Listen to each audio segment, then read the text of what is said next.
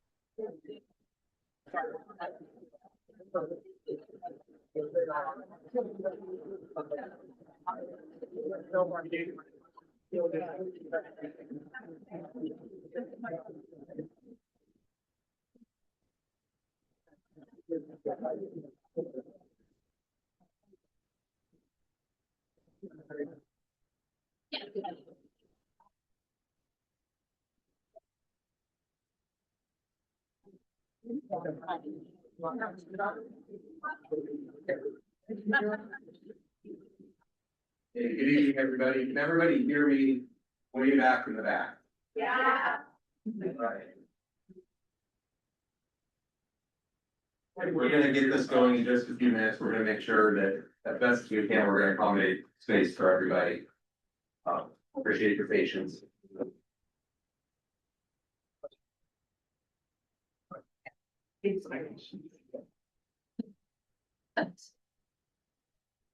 Hola, buenas tardes. Si alguien necesita traducción, por favor, levanten su mano y yo les llevaré unos audífonos.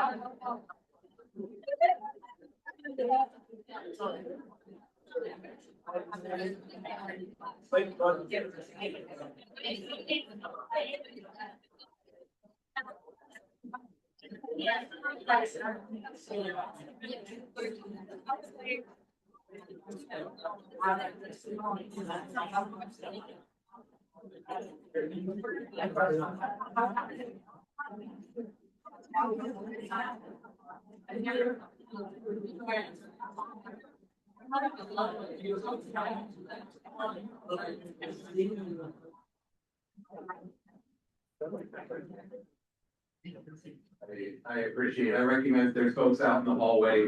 We are live streaming this meeting too. If you want to access it, it's available on the website. You probably even get a link to it up here. That would be beneficial. How's my volume? Good. Good to that. Too quiet. Okay. Is that a mic thing or is that my way? That's a you, yes. That's me. All right. Just keep the mic. Just eat it. Yeah. Easy stuff. If you take a music class, you know, you're right.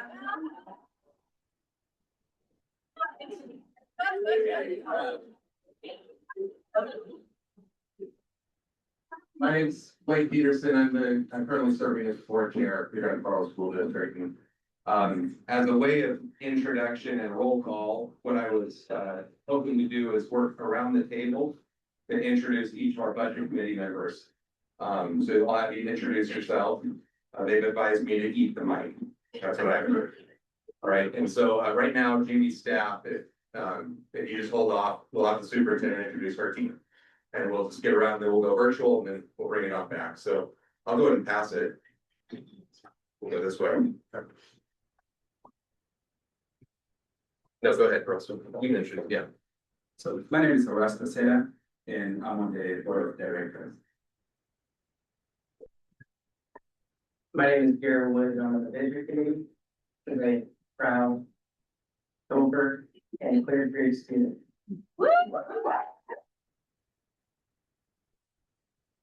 I'm getting the ring, my open is that guys,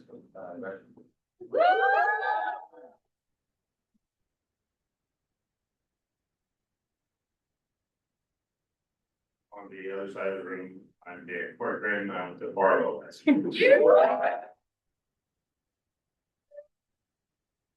I'm Sean Barnes, Board of Directors for Zone One. My son goes to the Westville. He's ready to go tomorrow. I'm Riegelman, and I'm currently the board vice chair. Brenna Gitterwatt, board of director. Chris Howard, board of directors, proud Barlow graduate from 1,000 years ago.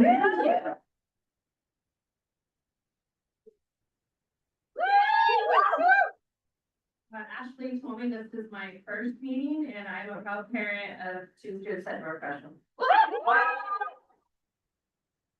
Tony Whittington, and I'm on budget committee with 1 student at Barlow and 2 at East Oregon.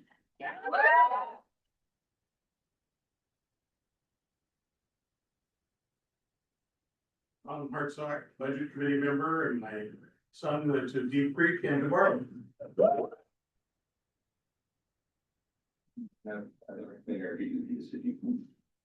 Oh, actually, before we do, online, we have 2 budget committee members. Heather, are you on?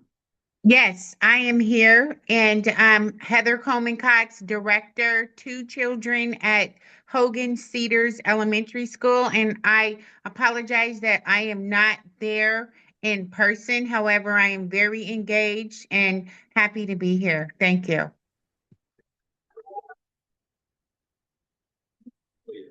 Are you on? I am. Hello, everyone. Thanks for coming tonight. I'm Nick McWilliams. I'm on the budget committee, and I have 2 kids at Hogan Cedars as well. And I also apologize for not being able to be there tonight.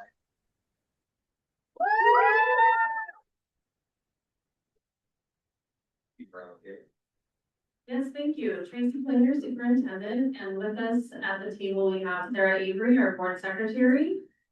We have Dr. Sarah DeVoy, our assistant superintendent, Steve Bongarano, our director of finance, Kevin Holden, our budget analyst, and John Cook, deputy superintendent.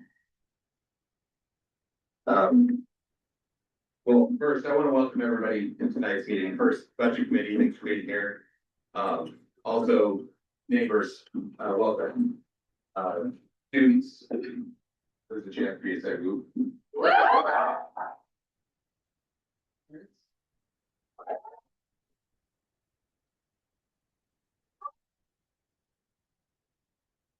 refers to, otherwise we can describe.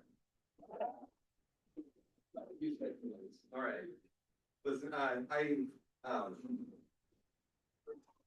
I'm gonna detail in a moment, we'll put up a slide, the organization of tonight's meeting. We're gonna talk some technical details. But first, just talk a little bit about the technical reasons why we're here. So, Oregon state law has prescribed the process that that we're all gonna walk through together tonight. We are, from a technical perspective, at stage one of the budget process. Of course, that doesn't consider the forums and the engagement that we've had from community that helped inform tonight's presentation. But for us, as a budget committee, this is step one. Tonight, the budget will be presented to us for consideration from either my fellow budget committee members. And the budget committee for reference is 7 of your elected board members and 7 appointed community members. We just got to meet them around the room. Volume check, I think I just went slow here. Did I? I'm gonna have to have a live assistant right here. All right, what's gonna happen is we'll have the budget presented to us. The budget committee will weigh that information. They'll bring their own curiosity to the table, their own perspectives, and in the end, make their best choice. Okay. I guarantee you that not everybody in this room is gonna agree with everybody here. I'm not gonna agree with everybody here. That's just the nature of doing public work. That said, I know these people and I'm here to vouch for them. I'm talking about the budget committee here. I've seen this board operate since July together as a team. Arasto joined us in March, came from the budget committee and the district equity committee to get here. So we've known him for a long time. And I know each member of the budget committee is here. And I like them. And I like them because they have integrity and purpose. They're here for the right reasons. To use a tired cliche. We are all gonna approach this through different roads, but the destination that we all want, and I believe we share with you, is the same. And as a community that prospers and can flourish, otherwise this work isn't working, right? So, in a moment, we're gonna elect a committee chair and a vice chair to lead us through the agenda. That's gonna be what you'll see first. Provided we approve that agenda, we're gonna hear the superintendent's budget message, followed by the presentation of the budget by our finance director, Pete Bayer. Okay.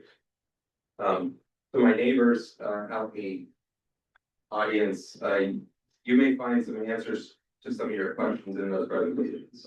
Some of the ones that even frustrate you. To the budget committee, this presentation is going to be a translation for us of the budget document that's in front of us. Okay. Following the presentations, just talking through the respective agenda, we'll have an opportunity as a committee to ask questions of staff and engage in a little bit of deliberations together. So that's going to be our budget committee time to have a conversation. After that, we have set aside time to talk, to hear from the public perspective. It says 30 minutes on there. I will tell you that I think there's wisdom in capping our evening tonight at 10 p.m. Which gives us 3 hours, and I promise I'll be off this night very quickly. But with that committee, that gives us 60 minutes to talk. Public, we're gonna have 30 minutes and try to hear from as many as possible in 60 minutes. And if you could do us a courtesy, make sure we get as many perspectives as possible. If you came here with joint messages, messages that are shared with other folks, if you consider amongst yourselves, if you might consider appointing a spokesperson, they can represent your point of view. It'll help us facilitate more perspective. Right? Okay. That's something you'll have a little bit of time to figure that out. After we have budget committee talk and public perspective is when we will deliberate the budget. There's options available to the budget committee as early as tonight. We can adopt a budget as presented. There's various language that I'm sure we'll have presented to us. We can table for future discussion. We can ask for more information. lots of options at our disposal. What I've admonished my fellow board members is that, you budget committee bring 1/14 to a voice. Your job's not to make it more than that, but the most critical job is don't make it less than that. You own 1/14 of this, we're all equals at the table. And we're gonna serve the public in that way, okay? So, with that, I wanna thank everyone again for being here. I genuinely mean, we're grateful to have you here. Budget committee, thank you for your willingness to serve. It's a privilege to serve beside you. And with that, we're gonna progress into our agenda, and I will entertain a nomination or a motion to elect the chair for the next meeting. So, Mr. Chair, I would move to elect John Hartsock as Chair of the Gresham-Barlow District Budget Committee. I'll second. That was a motion, That was a motion. okay? Did I hear a second? Oh, you did, Brenna. Okay. Or sorry, Colin. Okay, it's been moved by Chris Howitt, seconded by Holly Riegelman, to elect John Hartsock as chair of the budget committee. My first question is, John, are you willing? Yes. Okay. With that, there's already a motion, so we can have a discussion about it. Is there any discussion? Okay, then I'll call for the vote. All those in favor? Aye. Do we need to take a Any verbal roll opposed? call, Sarah? Gotta do it. Okay, let's hold hands up Yeah. here, not Yes. literally hold hands. Yeah. Okay, to signal ayes, And then Nick. and then we need to hear from Heather and Nick. Aye. Aye. Aye. Okay. Thank you. Unanimous. I do make it vice chair. Okay, next we'll entertain a motion for vice chair. So, Mr. Chair, I would move that we nominate Garrett Wood as Vice Chair of the Gresham-Barlow School District Budget Committee. Second. Okay, it's been moved by Chris Howard, seconded by Ross DeSena, to elect Garrett Wood as vice chair of the budget committee. Any discussion? Hearing none, all those in favor? Wait. Aye. Aye. Sounds first. Aye. Vote. Yeah, I was gonna say, he has to sign off on this, right? I was like, I accept.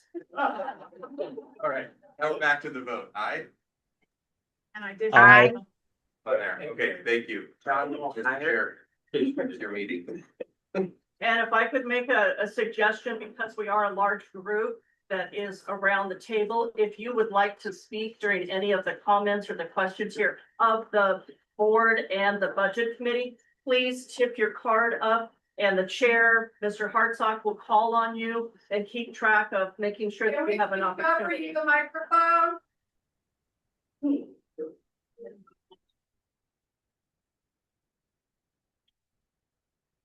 Mr. Hartsock.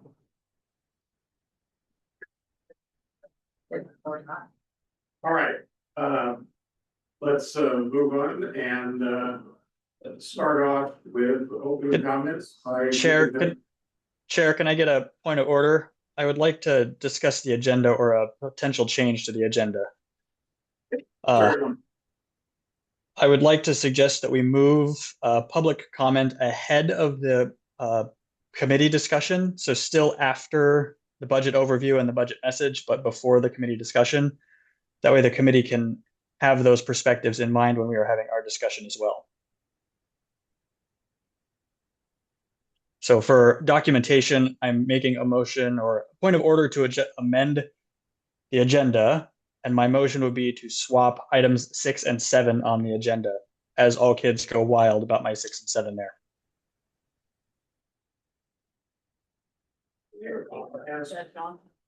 I will ask the budget committee for their input on this. Do you agree or disagree with this? Comment? I was to say a second it. All right.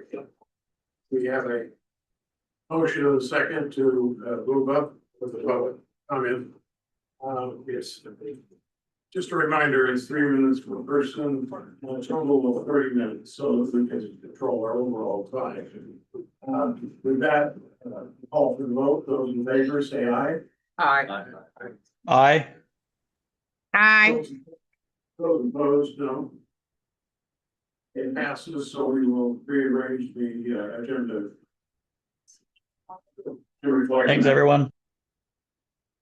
So to move on, I will turn it over to Chair Conger for the budget. All right, good evening, everyone, and thank you for being here. We're gathered tonight to present the proposed budget for the 26 and 27 school year. The development of this proposal has been an intensive process.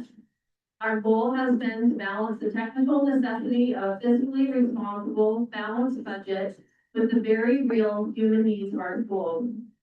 We recognize that the decisions contained within these pages have a direct impact on our staff, our families, and most importantly, our students.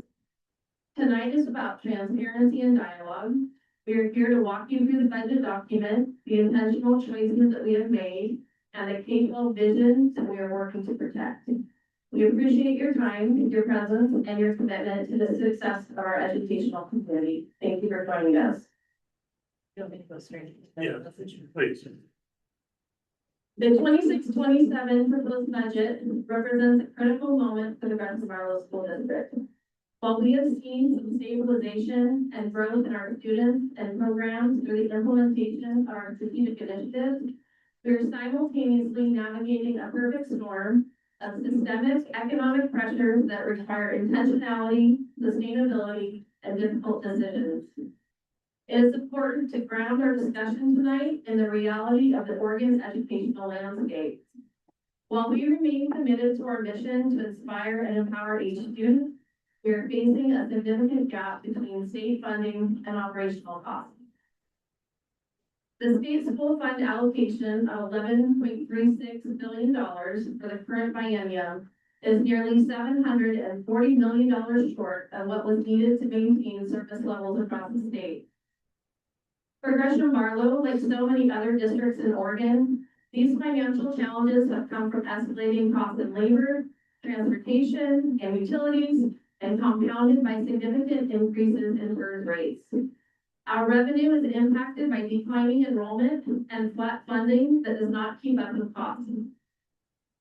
To maintain long-term solvency as a district, we must move away from temporary solutions and operate strictly within our actualized revenue. This year's budget represents an opportunity to reset for the years ahead. In order to align our expenditures with projected revenues, the proposed budget includes a $10.2 million reduction in services. These reductions affect personnel across the district. Despite these fiscal constraints, this budget is designed to protect the core of the student experience. Our work remains rooted in the 4 conditions of success established by our school board: safety, belonging, opportunity, and achievement. In addition, we have our strategic goals to ensure that every dollar spent works towards equitable outcomes for students. And our priorities for this fiscal year include inclusive environments, instructional alignment, career pathways, early literacy, and multi-tiered systems of support. As you review the budget document tonight, please keep the following assumptions in mind. We are projecting a continued decline in student enrollment. Funding is split 49%, 51% across the biennium. This is year 2 of the biennium. We are utilizing approximately $18 million across multiple grants to supplement our general fund and maintain critical student supports. Every reduction was filtered through a lens of impact on our most vulnerable populations, ensuring that we maintain the capacity to meet safety, legal, and core instructional requirements. Our history in Gresham is defined by how we respond to pivotal moments. While we are making difficult cuts today, we are also looking forward. We'll continue to be relentless advocates at the state level, pushing for a funding model that reflects the true cost of a balanced educational experience for our students. In the meantime, we present a budget that is honest about our challenges, but remains fiercely protective of our students' futures. While we navigate these complex financial realities, our mission is clear: to keep student success at the center of our decision-making. With a staff dedicated to continuous improvement and a leadership team guided by stewardship and integrity, we will work to turn these challenges into opportunities for growth. Thank you for your partnership and your shared commitment to the Gresham-Barlow community.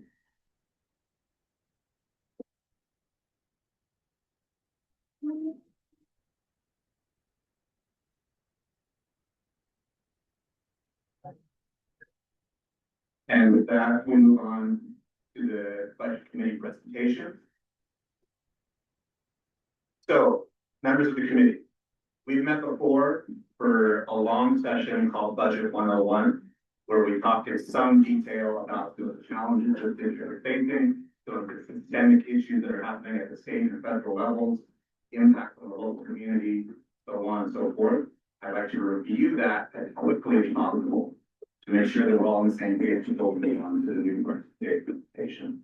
So, as you may remember from Budget 101, this budget committee is different than the board, and as such, it has very specific responsibilities and roles. So the budget process for tonight, we're already nominating a presiding officer, and next week we'll be reviewing the budget document. There's a chance to approve the ad valorem tax rate, participate in the budget presentation, hear from the community, and approve the budget. There are only three major decision points happening tonight. That's approving the budget as proposed, changing appropriation if forecasted revenue is significantly different than district projections. We'll be going back to this point, but that's an important one. And we'll also be approving tax levy rates. I need to talk a little bit again about appropriations. For those of y'all who aren't used to this term, appropriation is a legal term that means a maximum spending level. You can spend less than appropriation, you cannot spend more. And that is what the budget committee is setting and approving with the budget potentially tonight. So it sets that maximum legal spending level, and it does so at what's called the major function level. So Oregon Department of Education says that the budget must be broken out into various major functions, things like construction, support services, enterprise and community services, and so on. That is the level that those maximum legal levels are being set at. And that's about it. We'll talk more about that in a second. There is no maximum for revenues. If we get more revenues, there's no maximum level that's set for that. But this budget, because of the law, says that forecasted revenues must equal budget expense. We have to spend within our means. That is per the Oregon state law. So we have to create a balanced budget every year. That's different than at the federal level. So we have a plan and we have reality. And the reason that the law is structured the way it is to allow for reality to deviate from the plan is here we are in April. And we truly don't know what's going to happen with enrollment next year. We have a pretty good guess, we have pretty good trend lines, we have regression analysis, we have all these tools that we use with state input to do the best we can. But we also have a system in place with state law that is designed to allow the superintendent to make changes as needed to respond to things. So that is why we are not approving a budget that is at the line level. We're not saying this much for this specific program, this much for this specific building. That's not how the budget works, and it's designed per the law to allow for that flexibility. So quickly going over things, we have four major funds. We've talked about before. We have the general fund. That's the one that board tends to talk about the most because that's the one that is unrestricted. It means that within the appropriation levels that are set by the board, by the budget, and without approval from other entities, general fund dollars can be spent. There are three other funds though: special revenue, debt service, and capital projects. Those all require outside entities to approve spending in various ways. These are things like federal grants, state grants, student body funds, nutrition services, personal liability. There's a lot of very specific funds that all have very specific legal obligations signed by contracts to how that money can and can't be spent. And there's all kinds of approving bodies saying yay or nay all along the way. Debt service is pretty straightforward. We're passing that was approved by the community. The debt happens automatically now through the county. There's really nothing for us to say. We just have that in the budget. Capital project funds are only for non-operational capital projects, meaning not repairs, not maintenance, but other things, new things. So it's a very specific budget that's designed not for repairs, but for other capital projects. Capital is just a fancy way of saying larger dollar versus they're designed to last for more than 1 year. But we'll do more on that later. Okay, so when you really get down to it, the budget is truly one legal page. Despite the fact that we have books in front of us with 100 plus pages, where we at 170 something, 177 pages, there's only one that carries legal weight, That's it right there. We've talked about this, right? Within that, those are our major function levels. That's that maximum appropriation level that I was thinking about earlier on the left there. That is what is being voted on and deliberated tonight. Instruction, support, community service, facilities acquisition, transfers, and contingency. The ratios of those can potentially be changed, but anything within those, that is a purview of the district, specifically the superintendent to direct staff. So when we're talking about overtime, we're talking about substitutes, we're talking about extra duty, we're talking about professional development, transportation, rentals, utilities, fuel, all those things, that's not the level that this budget is being approved at. And it's all those things for each program, for each building. So it's not just what you see on the chart, you think of it like in 3 dimensions. It's varying degrees. So if I've only got 1 page of the budget to present to y'all, what's going on with the other pages? Well, we're mostly showing you more detail. Per local budget law, the specifics in the budget are flexible to allow district management, as directed by the superintendent, to adapt to changing situations. So that's that major function level that I was just talking about. That's the only specific appropriation that's being deliberated and talked about today. So what about budgeted positions? What about this thing called FTE? FTE stands for full-time equivalent. It's the way that the district summarizes and speaks to the union in a very legal capacity about what's considered a position, aka FTE. The budget document itself is a legal appropriation of dollars. It has nothing to say about FTE. So anything that you see in the budget tonight is about FTE. It's a plan and a guideline only. It carries no legal weight. It is not an employment contract, and it is not a commitment to any specific FTE amount. So although you will see a page in the budget that says, here's the district plan, that is not what is being appropriated, and that is not what is being carried forward in a vote. So, key takeaway from Budget 101. Legal budget document is really 1 page. We're doing it at a major function level. The other pages are the best plan the district can make, and of course, while we provide you all that extra. The budget legally appropriates dollars, setting that max, setting that appropriation level. Any FTE is the plan only. Okay. To quickly review some of the challenges, why we're here, why we're making the tough decisions that we're making. State school fund is our largest percentage of revenue in the general fund. Over 70% comes from the state school fund. Those are state taxes, and they have this thing called current service level. It's not a lot about Oregon legislature. Current service level simply means whatever happened last year, what would it take with dollars to get it to the same level this year? No changes, no reductions, no nothing. Just let things move forward from year to year. That's what current service level means. For the 25-27 biennium, the legislature allocated 11.36 billion statewide. Current service level was 12.1, so they didn't hit it. So because of that, last budget cycle this year, GSD already cut 8 million. And we're doing more this year because of, in large part, that current service level not being hit. The inability to sustain current service level has been ongoing for decades in Oregon. The state legislature consistently is struggling to allocate funds to everything that the state needs to do. Libraries, hospitals, homeless support, police, fire. There's so many things. And when they make those decisions, unfortunately, education is not always the #1 priority of the Oregon State Legislature, and they're given a very difficult task. But despite the advocacy, they do not see meeting current service level as a mandate. It's just the guidelines that unfortunately haven't been hit. So one of the things, as you know, that drives the SSF formula that allocates money from the state to individual school districts is based on enrollment. And as we've seen from our long-range facilities plan that was provided by a third party, we've been in declining enrollment steady for the past 10 years. That projection should continue for the next 10. That includes our charter school. When we look at that slope of enrollment and we compare that to the slope of FTE, they're not quite in alignment.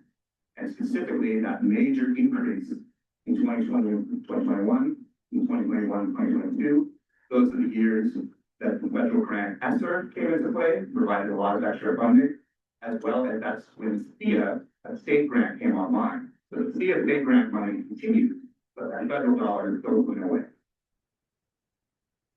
To zoom in a little bit more to that FTE, you can see the different bargaining groups and the shape of how that employment has worked out over time. Some are a little bit more stable, some have had that fluctuation. PERS rates, as we talked about, are a major factor for why costs are increasing so much faster than so much faster than revenue.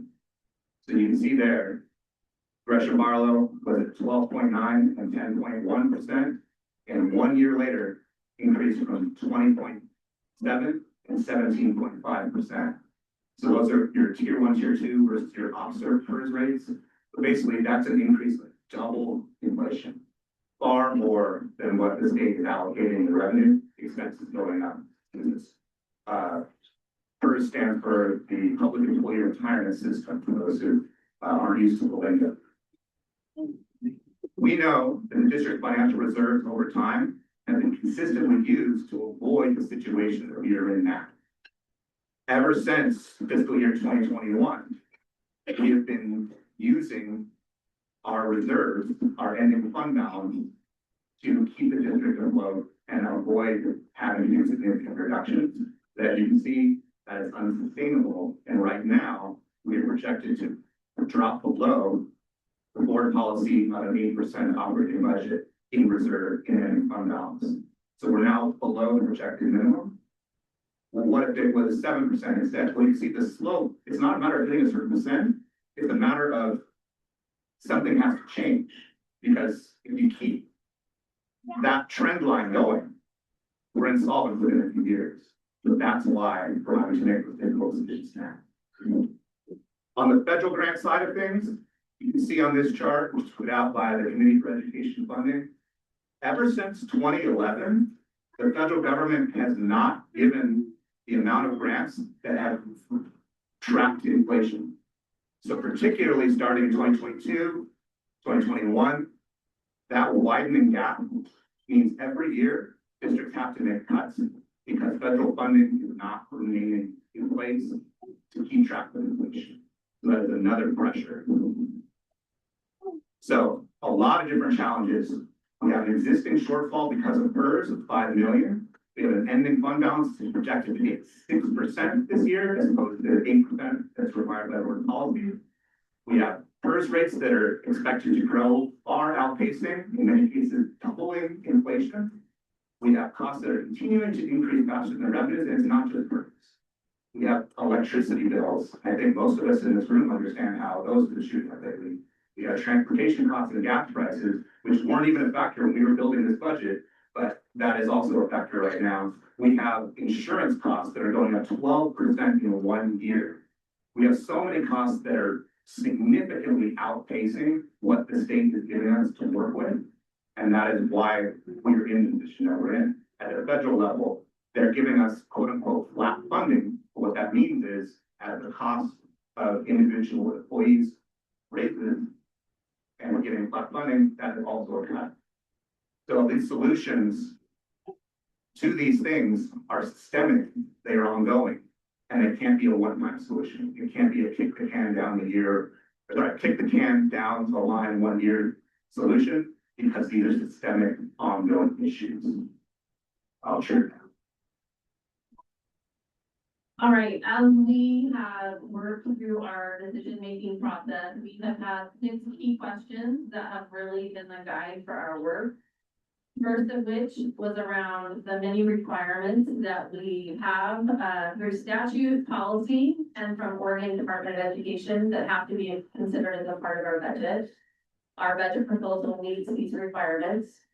Question number 2 is around the instructional and outcome priorities that we have had that have been a focus and really working to continue and improve our student outcomes. The third question is really about, in some cases, we can reduce something and still continue to do some of the work. And in other cases, we have to do more of a stronger reduction. Number 4, Many people have been concerned about how reductions may impact students and staff safety. So this is where the considerations come into play. So we have legal and operational requirements and responsibilities that have to be met. That's a part of number 4. Number 5 is really about who may be disproportionately impacted by our decision.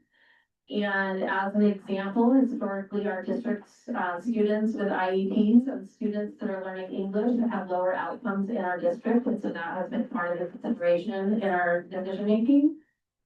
And lastly, number 6 has really been connected to the community engagement and conversations that we've had to really consider community values and implications and how that feedback may impact our decisions. So just as a reminder, we did community engagement this winter. We held an in-person budget forum as well as a webinar and had strong participation. We also had a special key communicator meeting with business and faith-based leaders. We had a community-wide survey where we had over 900 responses, and that feedback has been an important part of our process.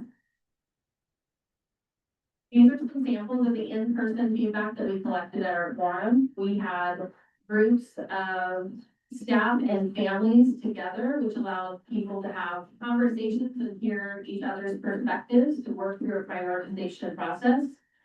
Groups were asked to put various colored slips into priority ranking, and the group activity for the forum participants was aligned to the survey. The survey data was shared with the community and is also available on our website.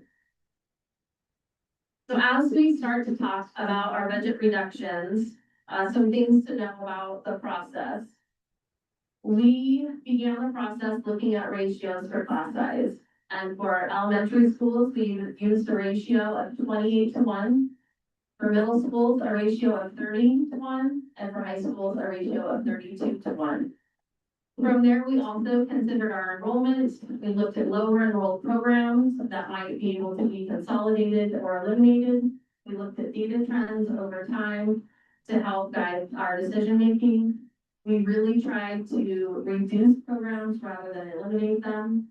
The most impacted programs in this budget are elementary music, middle school AVID, high school AVID, engagement liaisons at all levels across the district, and class size.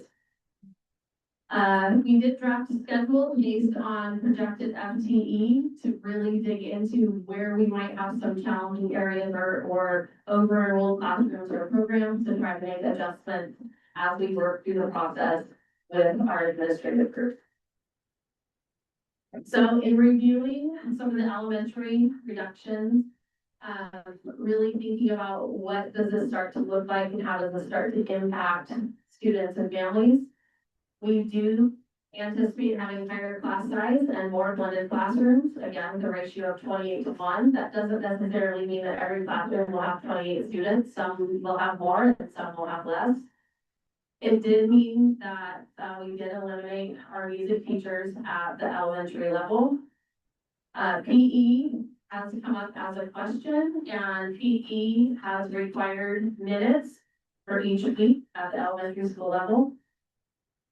There also will be some changes in reductions in performances and parent engagement opportunities. Some schools do have some reduced counseling supports, but all of our elementary schools will at least have a full-time counselor. With reductions in 2008, we did reduce our elementary counseling to half-time. We are unable to do that with the current age of our students. You will also be experiencing changes to who people see in their school, because when you go through a RIF process, it does end up moving staff around the district. In terms of the additions listed here, we do have a performing arts specialist to help continue with the music opportunities for students, likely focused on our upper grade. The plan is still in development. We also have added educational assistance for safety and security. We did an audit of supervision, and some of our schools have grown in size and needed adjustment in terms of supervision and support, but we didn't feel that we could pull that support from our other schools, so this is an addition. We also have some added FTE that we will wait to allocate in the fall as we look to see where we might have a bigger group of kindergartners than expected, or some kind of enrollment challenge that we were not expecting. I think an important thing to note is as you hear about our changes in enrollment and the declining enrollment, we needed to make reductions at the elementary level that were commensurate with other levels because of the changes in our elementary enrollment. So as an example, our senior class this year has 200 more students than our kindergarten class. We have smaller groups of students entering our system and moving through our elementary schools. That did not allow us to take more FTE from our middle and high schools where we have higher enrollment. Middle school, again, higher class sizes here, the ratio of 30:1. There are some minor reductions in electives that we were able to maintain band in all of our middle school programs. Some electives may have mixed grades of 6th, 7th, and 8th graders to make sure that we're maximizing seats in classes. There will not be any added classroom or programming. Some of our schools for middle school have some reduced counseling supports. Our smaller schools did maintain a full-time counselor, and our larger schools do have more support. There again will be fewer parent engagement opportunities, changes in who people see in their schools. And middle school activities and athletics will be similar to this year because they were changed and reduced some last year. For high school, again, class size ratio of 32:1. There are some reductions in electives, and we did pause some CTE courses. CTE is for technical education courses. Some will be combining classes, some are reduced due to low enrollment, others may change because they are connected to a specific staff member. Electives and CTE changes were needed in order to add personal finance and career pathways. Graduation requirements, which is a new requirement by the state of Oregon, the ODE. Our large high schools have reduced one counselor each, leaving them with 4 at each high school with 1 social worker. High schools again will have no added classes or programming. And we are looking at some reductions in activities and athletics, and these are still being finalized. Lastly, when we look at district office reductions, there's multiple departments that are a part of district office. This includes facilities, technology, special education, partnerships, communications, human resources, our business office, teaching and learning. There are staffing reductions across these departments, and that means less support for our schools. We did reduce 2 cabinet level administration positions last year, and we continue to restructure. There's additional administrative reductions this year. The licensed staff in this group are primarily coaches that directly support teachers and programs. This is another group that had significant cuts last year. Our classified staff, each department has classified staff support that we depend on. The Child Development Center, we really work to make that a cost neutral program. So there are some changes in services and increased costs for families coming next year so that it is not taking any funds out of general fund. We also further reduced department budgets, just cutting things down to the basics. And an example of this is that we may be splitting curriculum purchase over multiple years instead of being able to purchase things all in one time. Capital outlay on there is related to facility needs. We will have to have a higher prioritization for safety only projects across the district and not just things that might be nice to have. And if you look at the totals as we go, it's about $2.5 million in each area, in elementary, middle, high school, and at the district level, and a reduction of about 70 positions. All right, so it's now time to actually dive into the budget book. I'm going to give you the best tour as I can, knowing that again, there's one legal page and everything else is laying out the best laid plan the district has at the moment. But these individual line items are not something that is being appropriated, not something that is being voted on. So the superintendent's budget message is in that Roman numeral section, Roman numerals I through B or 1 to 5 if you speak Roman. Next is the summary of all funds on page 5. That one's actually very important. We're going to be returning to that. That is the best translation of what becomes that legal page that I've been talking about so much. So we'll come back to that. Next is the intro section, pages 6 through 20, very boilerplate language that meets a lot of legal requirements about like, here's what our district is, here's what we do, here's the board members, so on and so forth, work chart, what have you. So the resources start on pages, ooh, that's an unfortunate placement. I think it's 25. 25, thank you. General fund resources start on page 25. This pie chart might look familiar to you. This is very similar to what happened last year. When I was talking at the budget letter 1 and maybe all of November and February about how our prior year budget looked, it's incredibly similar to this year. In fact, the percentages are exactly the same.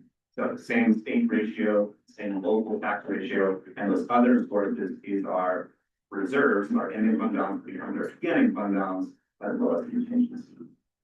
So requirements, on the other hand, is how the money is being spent in general fund. And as you can see, 32, page thank you, this is on page 32 where it starts. Salary, benefits, payroll, AKA people that are being employed by the district is the largest percentage, and that's very similar to last year as well. The percentage is decreasing because of all the things the Tracy was just talking about.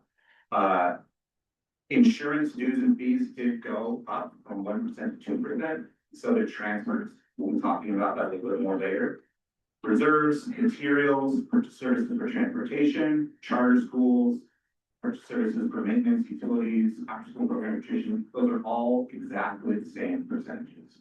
So a very stable budget with a few small changes. However, when PERS is broken out separate from payroll, it is our largest expense by the size of that pie chart. So it is still 10% of the entire general fund budget is just PERS, aka retirement costs.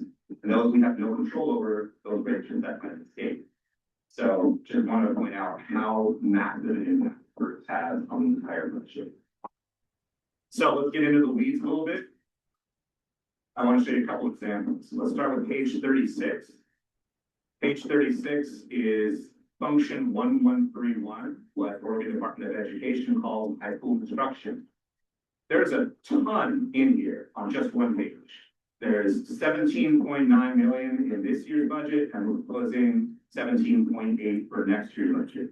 That's everything from your quote unquote core math, English, chemistry, physics, health classes. This is all the PE, this is art, this is CTE, foreign language, ASL, theater, yearbook, choir, band. So many things are all in here, and it's just one page.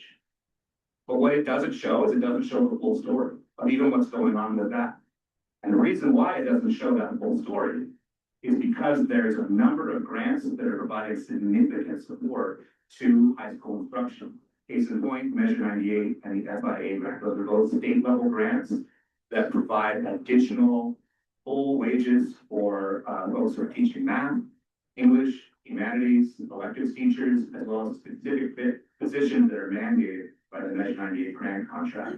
So looking at one page of the budget, particularly the general fund section, does not paint an accurate story of what's happening with who's in the actual classrooms. And that's because of the various funding streams, general fund, special revenue fund. And the law requires it to be that way. So is that the whole story then? No, it's not.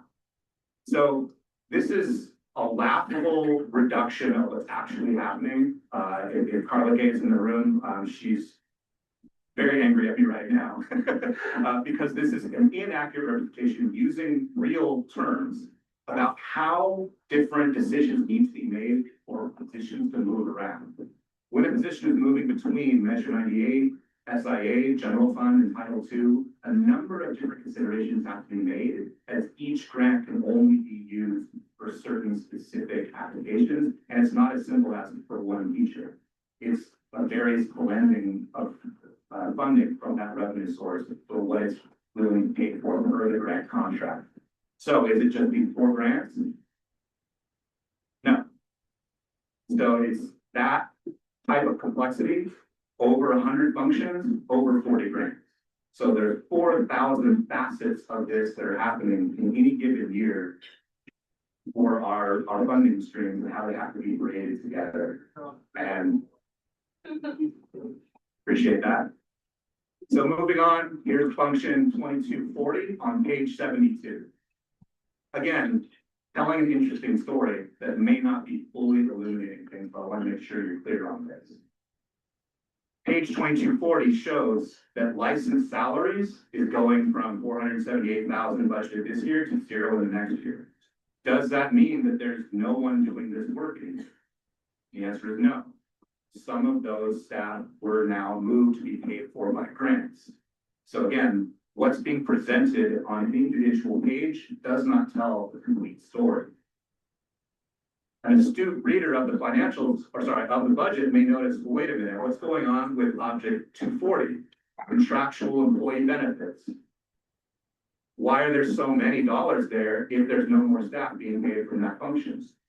And the answer is because that's college tuition, that's part of the collective bargaining agreement for those union employees. So their college tuition is paid from this function per ODE, and we have to report it that way. So that's why there's what looks like a surprising amount of employee benefits, even though there's no employees on that page. So there are a number of things like that that can be confusing to folks who aren't used to looking. So I just wanted to give 2 examples. I'm definitely not going to go through every page. I just want to show you what the budget both shows you and what the budget doesn't show you by giving these 2 examples. And I'm done after this, so I apologize, y'all. Okay, special revenue funds, pages 123 through 136. The program specifics, the descriptions of those special revenue funds are on pages 130 to 131 and pages 135 to 136. So if you want to see specifics, some of those grants, some of those special revenue funds, that's all there for you.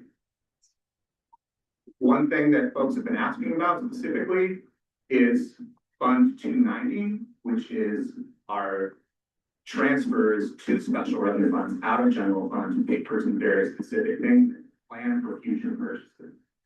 You can see there that there's 3 kind of tiers of what's going on with curriculum purchases, with tech replacement, so things like Chromebooks, iPads, what have you, and then turf replacement are ways to the athletic fields. The costs to keep these programs going are significant, and they have to be saved for in advance because sometimes we can't purchase everything we need in 1 year. So that is why these are budgeted the way they are. These are based off of real numbers. These are not just, let's think about it.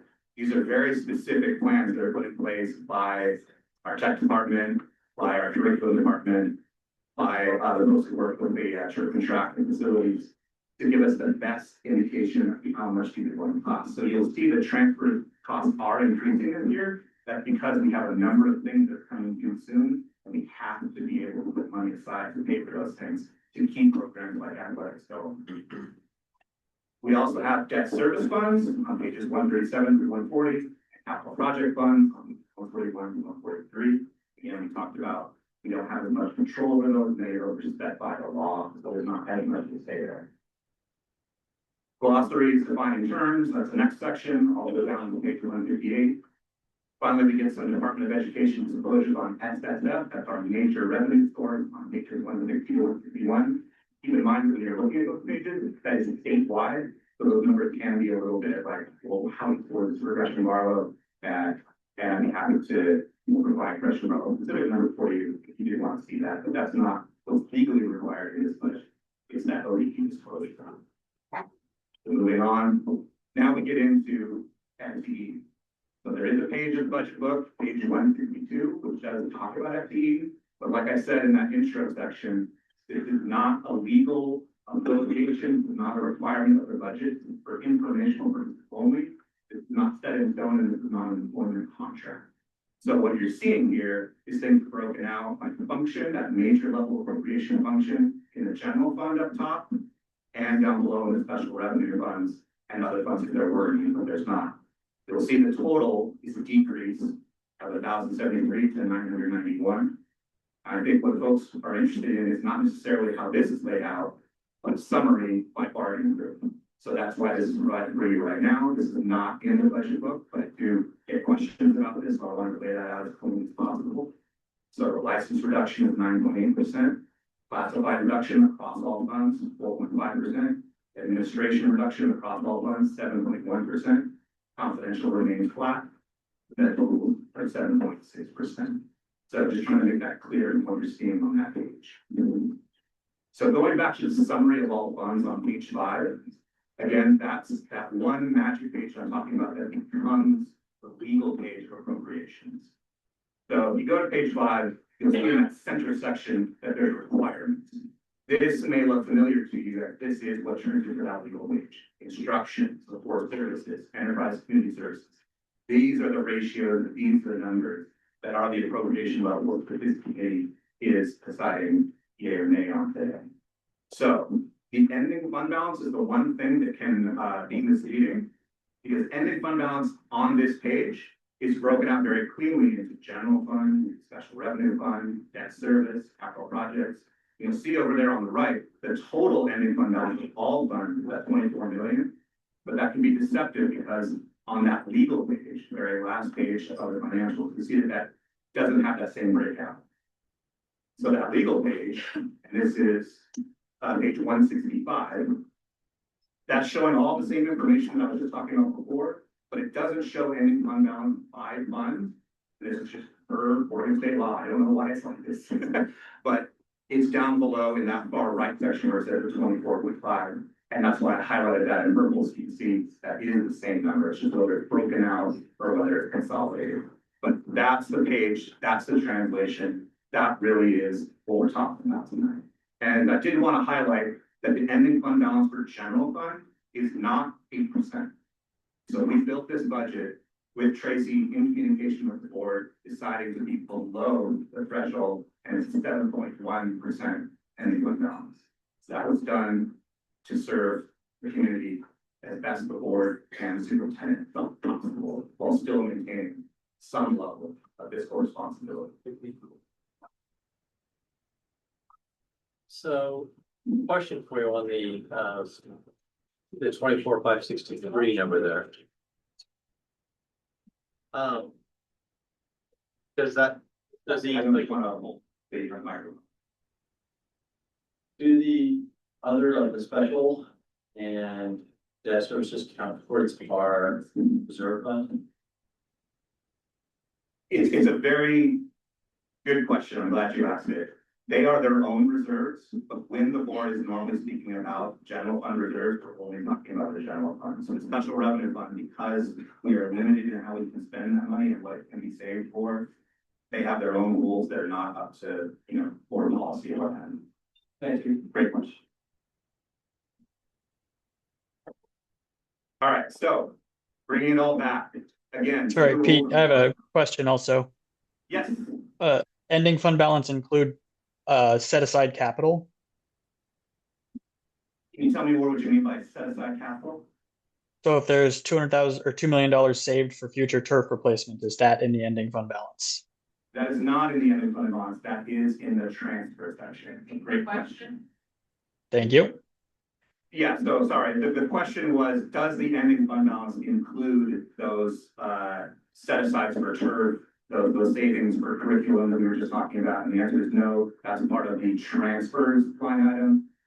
And you can see that on page 5 in debt services and transfers out. That's that line item there. So thank you for that question. So getting back to roles and responsibilities again, budget is just that one page. That's why I wanted to highlight this page to translate into that single legal page. Again, it's a major function level. Again, has nothing to say about FTE that's not being appropriated. And that's what we're here to do tonight. These things that I talked about in the beginning. So, now we'll pick it up. Now we rearrange the order here. Going to thank, by the way, thank you. We're going to do public comment at this point.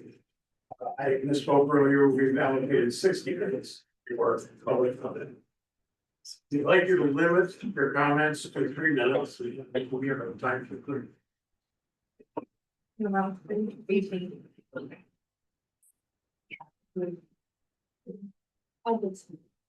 Okay. Thank you. When you come up, if you please state your name, whether you're a citizen of the district, you're representing a group, the name of the group. Yes, if you can, not to be repetitive, because there's a number of people here, we see that, understand that, and want to give as many people a chance to talk as they can. We want to do it on that corner over there, which, in this corner. Let's do it at this corner right here. So, there's that.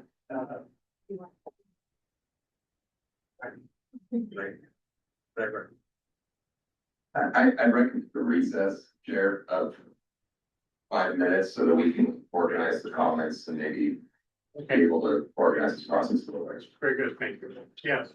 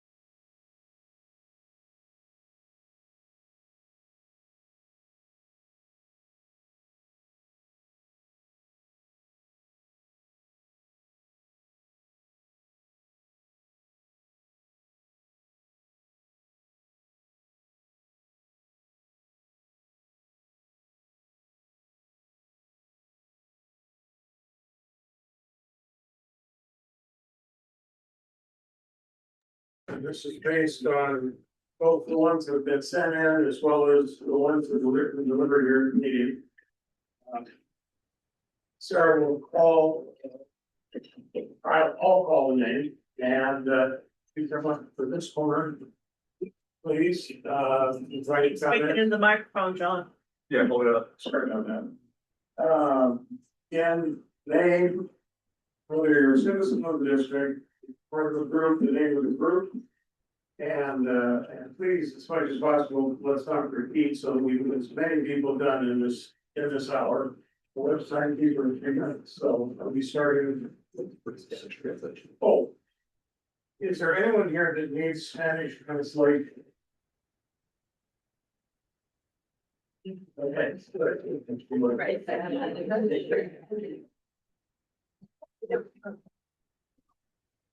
Okay. You'll start.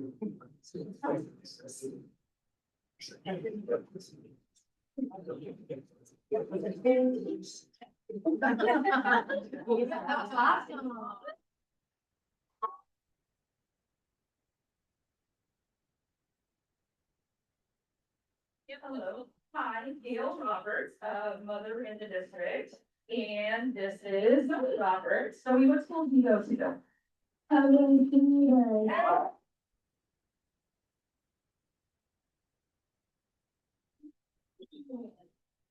Kindergarten. You like music class? Definitely. Music class. And he is so nice. You have music class. I like to play solos. Oh, one person. Okay, so what would 2 people need? Ah.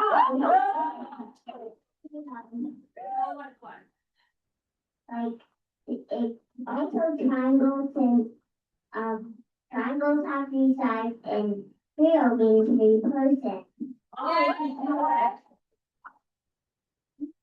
Similarities with those words, like what they start with? They start with like E-R-I. Yeah, okay. So it sounds like in music class, you can learn some common grade appropriate Greek and Latin affixes with roots of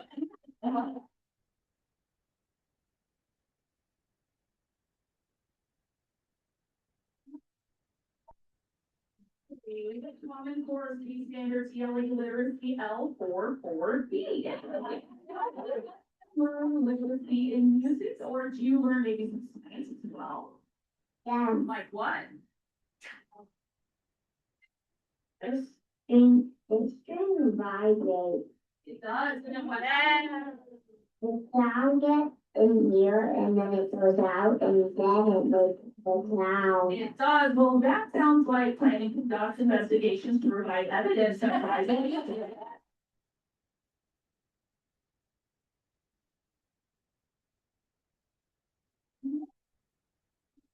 Standard 1 ES or what, you know, the first grade standard, interesting, you can any math and music. Yeah. Yeah, like can you follow a pattern? Let's see. The song goes. Go on. Yeah. Say it together. Can you strum while we sing together? Yeah. Yeah. Cedars, Open Cedars, it is our school, it is our school. We come here to learn and play, we come here to learn and play with our friends, with our friends. Oh.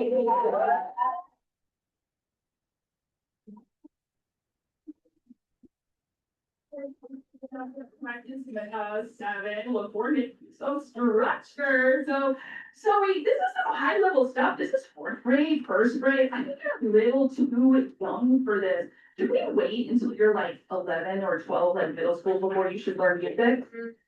No.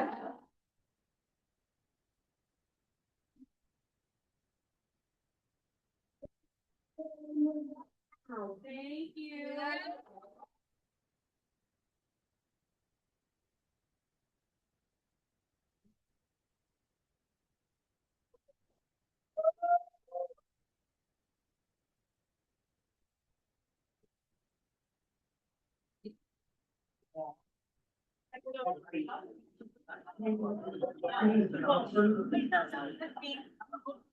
We are so proud of you. Hello.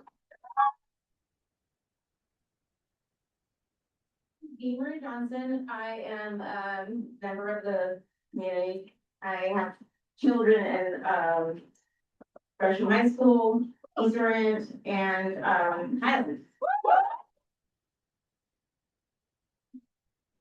I cannot overstate the importance of elementary education, elementary music education specifically. My middle daughter is non-speaking. She goes to Easterant Elementary, but when she was at Highland Elementary, Mr. Turbio included her in every concert because she can't speak. She can't let you know how she feels. She laughs, she jokes, and all of that, but the way that she can communicate is through music. And he gave her a drum. I know that I've said it before, but it was impactful in ways I can't really express. Through that, not just that, at home, she uses music to express words, everything that she wants to say. When she's having trouble with her sisters, she's able to play a song. And she wouldn't have had the same access to that. I mean, it's a lot for a parent to have to do all of the jobs, even the jobs of elementary music. And I don't know. I know there's a lot of dollars and cents. I know that everything is stretched thin. I know that the federal government is not supporting us the way they should be. But I also know that we can't just throw it all away. We can't just say, this isn't important, but these other things are. I mean, it just doesn't work that way. Yeah,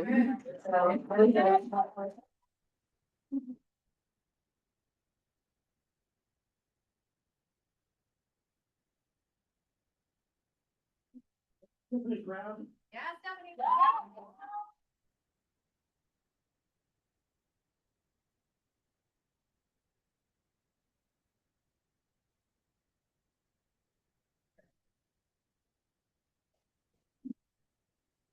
Hi, good evening. I know that we're all here for a very important reason. My name is Stephanie Kraft. I am a parent of alumni. My kids are 19, 22, 27. They went through the DMS, Deep Creek, DMS, Barlow. They are all choir students, one of which also being a theater student. Yeah. I am also a long-term volunteer. I volunteered for the last 20 years within those schools in multiple ways. I founded the Barlow VIPs, which are parent group supported choir and theater.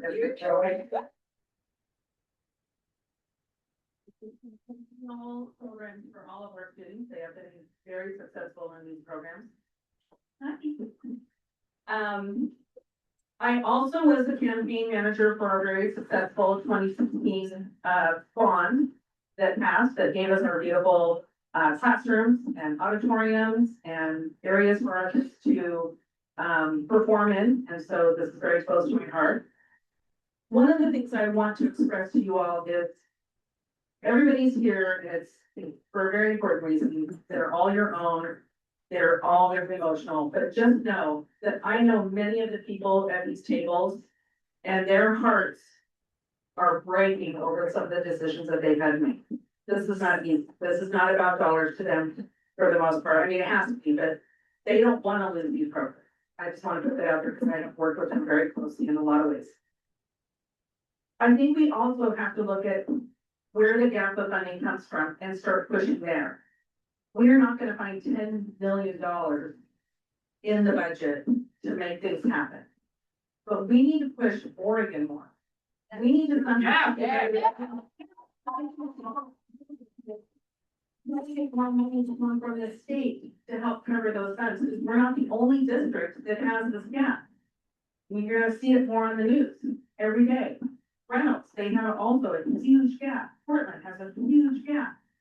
We need to work together to try to solve some of these bigger solutions, not necessarily all the little ones that are gonna be horrible and could be detrimental to our students. That's some things we just can't fix, but we have to go higher. And we have to be supportive and we have to band together. And that's my statement is try to find a way to support our board and our school district in finding alternate ways to support us. Because that's the only way we're gonna make it work.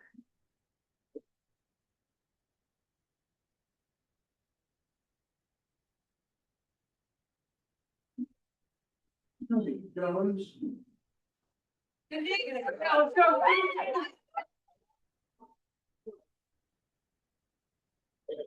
you so much, Mr. Jones, longtime resident of the district. My daughter loves through Gresham-Barlow schools, and I have to be here tonight. Wanted to make 2 points about the elementary music proposal. One, you publicly talked about taking a balanced approach to balancing budget. And I see that you're reducing, you're finding 12% of your reductions by reducing 100% of the elementary music teachers, affecting 56,000 students. Music being a core section is being eliminated. I think that if you're taking a balanced approach to balance the budget, it would be more like a 5% reduction of the elementary.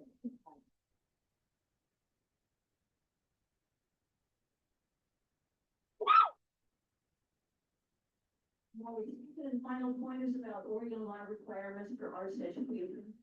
It's written in Oregon revised statutes and Oregon administrative rules. I'll be just a little bit. ORS 329.045 establishes school districts and public charter schools must offer students instruction in the arts. And this instruction must meet the academic content standards adopted by the State Board of Education. ORA says the schools must offer a planned K-12 instructional program that includes the common curricular goals and academic content standards adopted by the State Board of Education. So my question is, how will our K-5 students meet the music content standards that were adopted by ODE in 2015? I'm concerned that you will be out of legal compliance for these requirements. I urge the budget committee to vote no on the budget as proposed if we have extra students and questions. Thank you.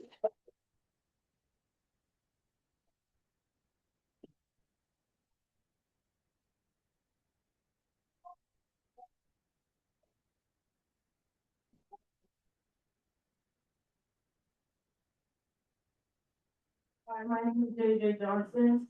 I'm a current, I'm a current student attending Gresham High School. I'm a part of the band and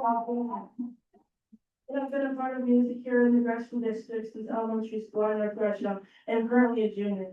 What brings me up here today is not just for my enjoyment of music, but to speak for all musicians affected by the cuts in our music department. My first question to you is, what's the plan when in about a year or two, there's a drastic decrease in student attendance, which we're worried about right now? The population of students who are actively participating in music program is fairly large, quoting, don't quote me, approximately 550 students out of the 11,500 students enrolled in the Gresham district altogether today. In that population, majority of those students, including myself, have found passion, joy, and peace out of music. Some being the reason why we attend to begin with. So what happens when that's all removed? That's an even more attendance drops than what we're seeing today. My next question is, what purpose does having so much administration always do? Let's get on an actual class, all right? Who wants to go to a football game and not hear the loud music and the band playing? Hello. We're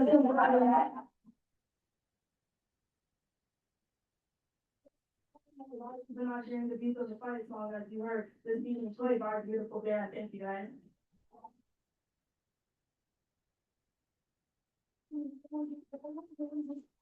Sorry. Raffle basketball games, but no band playing to get the energy going for the student section. Teddy Bear Parade with no marching band sounds amazing. Let's get rid of the teachers who have impacted students, including my lives, over the time forming the programs into family spaces who maybe don't get family love at home.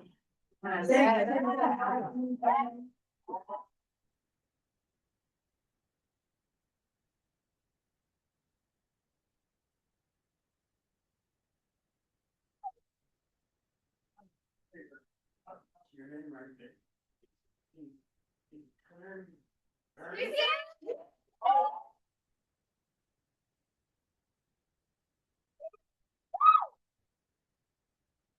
afternoon, my name is Donna. I go to Gresham-Barlow High School, and I'm here to tell you about our AVID program being cut. Good evening, I'm here on behalf of the AVID students to talk about the devastating news that we found out about AVID. Many other students as well as I are here confused as to why AVID is being cut. It has been such a beneficial class for so many students for the past 20 years at Gresham-Barlow High School. Yes! Including myself specifically, this school year, many students in my class are becoming more successful in their academic careers because of what AVID has to offer. I'm not sure where I'd be today if I hadn't done AVID my 6th grade year to now. AVID has been such a big part of my life. What is AVID, you may be asking? Well, AVID stands for Advancement via Individual Determination. AVID helps close achieving gaps and prepare students for college and career success. It targets academically focused students and supports them to succeed in rigorous advanced coursework. AVID teaches thinker, writing, inquiry, collaboration, organization, reading strategies to build academic, social, and emotional skills. Mr. Jones, my AVID teacher, has helped me in so many unimaginable ways. Cutting AVID will not benefit students in their post-high school goals.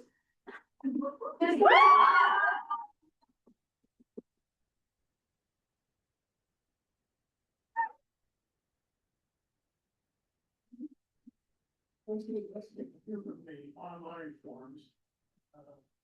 Drew Rosa. Rose.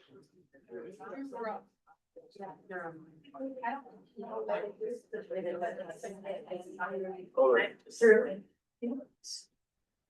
Some people submitted comments and some people submitted like the ability to, yeah, I think they found. Verified. The online form could check whether or not they wanted to speak in person, so if they check that box, they're on the list. So, but sometimes people can't speak, so we can try that. So, Janie.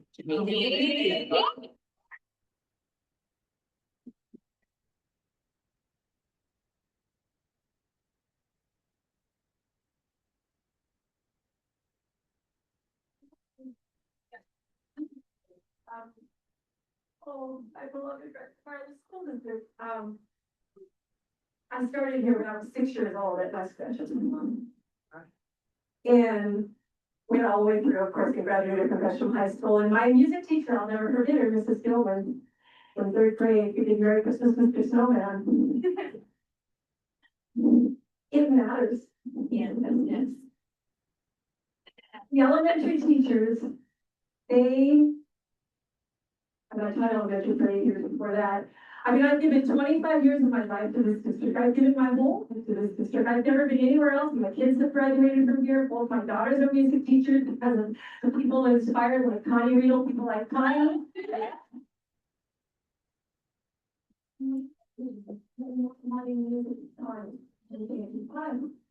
Now, the whole building, I was gonna read this, I don't even need to. I'm just gonna talk from my heart. The building transforms, the elementary music teacher changes the building. They're often in charge of like the assemblies. They have the heart of the whole school. I know it for sure. I know it. And my own daughter teaches at Pleasant Valley. Luckily, Centennial has that Portland stacks, which I wish we had. So she's in a different position. But I've seen it. I've lived it. I've lived it with my kids. I have my grandkids bawling. And my daughter and different people and them saying, maybe we'll have to go to a private school. These Damascus Christian has elementary music and they have programs. I mean, this is the whole world is gonna go down. Your enrollment is going to go down.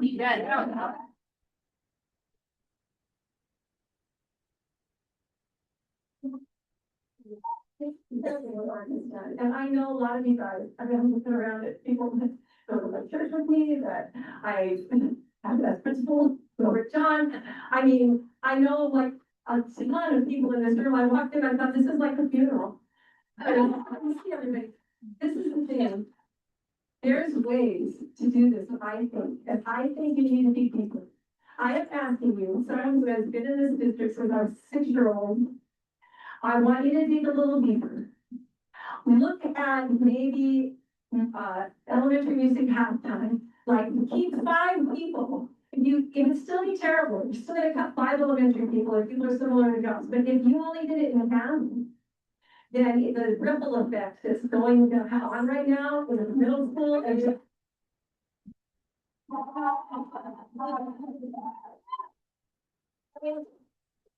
I think that EAs cannot teach elementary. Do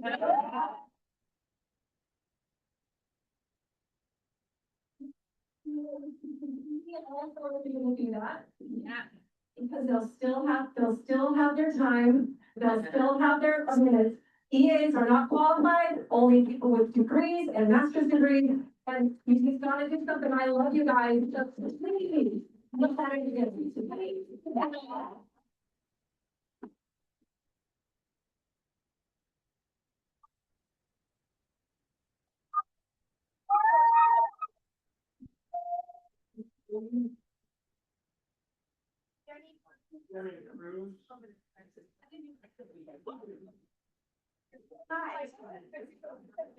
Hi, I am Jenny Cruz. I am the president of the TC at Hall Elementary. Go ahead. Refreshing and to keep our current music teachers who are certified, who are licensed, who are educated at part-time is an $800,000 difference between the new music supervisors. Millions, it is not that much of a difference. Please look again, you can find it. More, I want everybody on this board to understand, these parents support you advocating to the state. We are behind you to advocate for the state to get the $1 billion that is schools across the state. That is what needs to happen. We are going to organize a march to Salem. It's going to happen. And I want to see you there, John. You're gonna be there. I'll love you.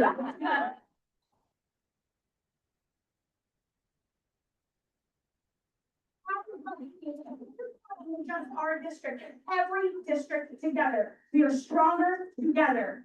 Yeah.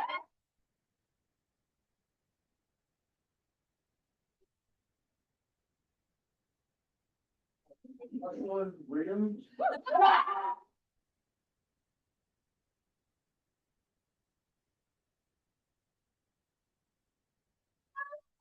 Good evening, friends, family, members of the board, and the budget committee. My name is Jocelyn Williams, and I'm currently a senior at Gresham-Barlow High School who serves on both the band council and as the concert choir section leader. I'm here tonight to speak about the decision to reduce elementary and middle school music programs and what that means for both staff and students. Music education is not optional. It is part of an education system that supports student relationships, long-term success, and is a big factor in many students engaging in school. I also want to raise serious concerns about how this decision was made and what will happen. Licensed qualified music educators have been reduced or fired, and in some cases, individuals without proper music licenses are being asked to teach music. You would never ask somebody who doesn't speak Spanish to teach Spanish.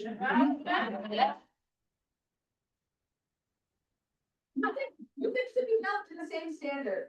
Also, this decision puts students behind their peers in other districts and across the state where thriving music programs are still offered. Every Student Succeeds Act, passed in 2015, designates music as a crucial part of a well-rounded education system. For instance, a 1999 study presented in neurological research reveals that when second and third grade students were taught fractions through basic music rhythm notation, they scored a full 100% higher on fraction tests than those who learned in the conventional manner.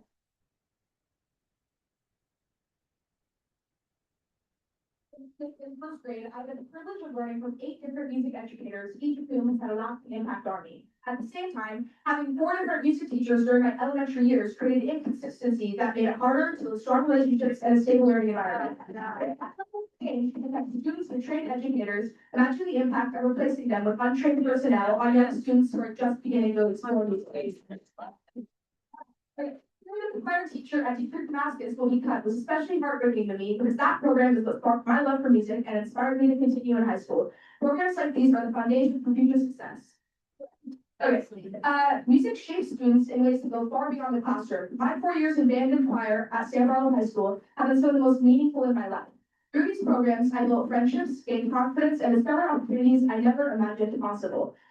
I respectfully ask the budget committee to consider the following. How will you ensure quality within the halftime positions and full positions that are being cut with less music time and split focus of the educators? What alternatives were considered, and most importantly, what is the plan to restore full music education for future students? And just going off script, I committed to a college last night because I got a full ride because of music.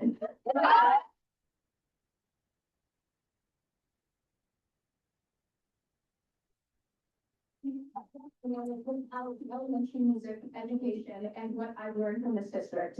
So I just want to say, I urge you to reconsider these cuts and to work with the community to find solutions that preserve this. Thanks.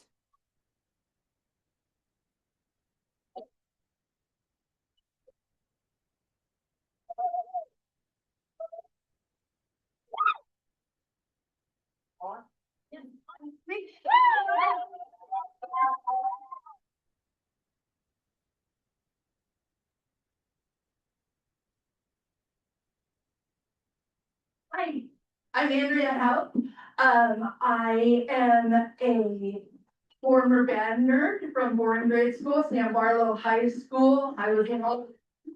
I am the proud parent of a sixth grader at Damascus Teeth Creek. And my father taught at Highland grade school for 30 years, over 30 years. I have a lot of concerns. The music programs are very, very important to our students. Also, I am concerned about us replacing licensed educators with non-licensed assistants. I don't think that that is legal. If I'm reading it, I might be wrong, but it's my understanding that unless there are absolutely no licensed educators available, they're not to be replaced with assistants. If I wanted my child taught by non-licensed people, I would send them to a different school, a private school, a religious school, a home school. The reason that public school is so important is that we know that our students are receiving an education from people with a degree in education. If we have a drop in enrollment, it's going to get bigger if you take out music and you take out licensed teachers. Yep. That if we are having a problem or we're having a reducing in enrollment in our schools, then why do we need 2 assistant administrators to? Yeah.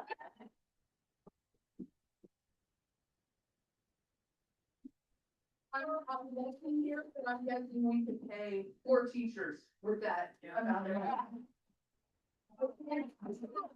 I think that the administration needs to look at how they can work harder to make the budget work rather than making our students work harder to learn.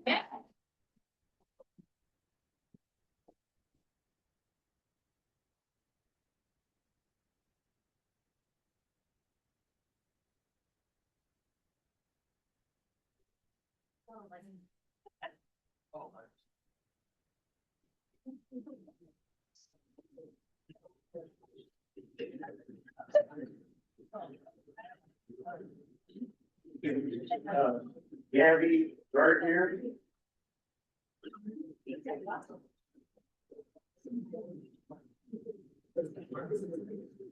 Gabby Gardner.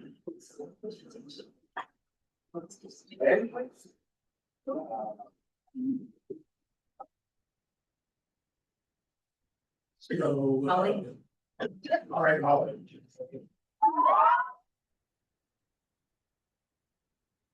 My name is Chloe Lucky. I am here for Springwater Trail High School, and I want to due to budget cuts regarding staff and teachers next year, we will have to part with our science and music teacher, John McBride. We've been at Springwater Trail High School for 24 years. It's hard for our students both educationally and personally. This has affected Springwater students greatly. His class is beloved by many, but he is also one of the primary teachers that advocates for our students. The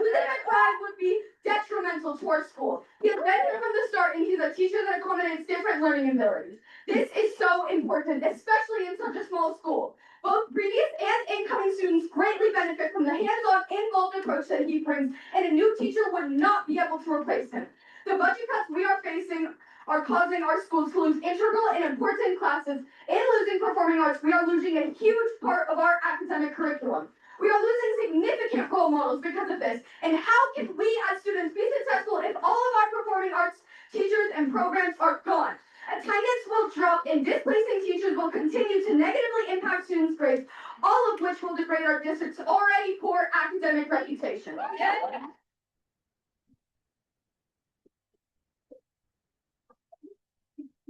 Pride we'll have on our school. I've spoken to countless students about this matter, and almost everybody unanimously agrees that his class has been so beneficially impactful to their education and life as a whole. He has built a strong learning environment where students are challenged appropriately, but given the support they need to succeed. Many Springwater students are upset, so I'd like to offer a solution. I propose that we make Mr. McBride a full-time science teacher here at Springwater Trail High School. I do specific on this. The impact he has made and how his displacement is primarily based on his performing arts position, not his time as a science teacher. Mr. McBride has been a science teacher here for 24 years, and before he created the World Music Program, he was only a science teacher. In his own words, he is prepared to do this again. Keeping him here as a full-time science teacher means one less person that you guys have to schedule and move around. I want you, the board, to take a human look at this for a moment. He thought he was going to retire here. It was never about the money, simply about a teacher hoping to fulfill his legacy that he started. He has bonded so deeply with his colleagues, his students, and everyone. If you focus on one thing in this speech, let it be this. John McBride is a science teacher above all else, and our district losing funding for the performing arts program shouldn't involve him. Though world music is a valuable class, what we care most about, the Springwater Trail students, is him staying here. His classes have been so beneficial to the entirety of his school, and his support has guided many students into adulthood. We are advocating for Mr. McBride to be retained as a full-time science teacher here at Springwater Trail High School, and as someone who will continue to guide the next generation of students into adulthood.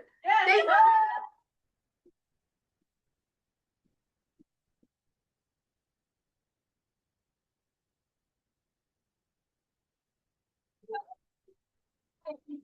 That's amazing. That's amazing.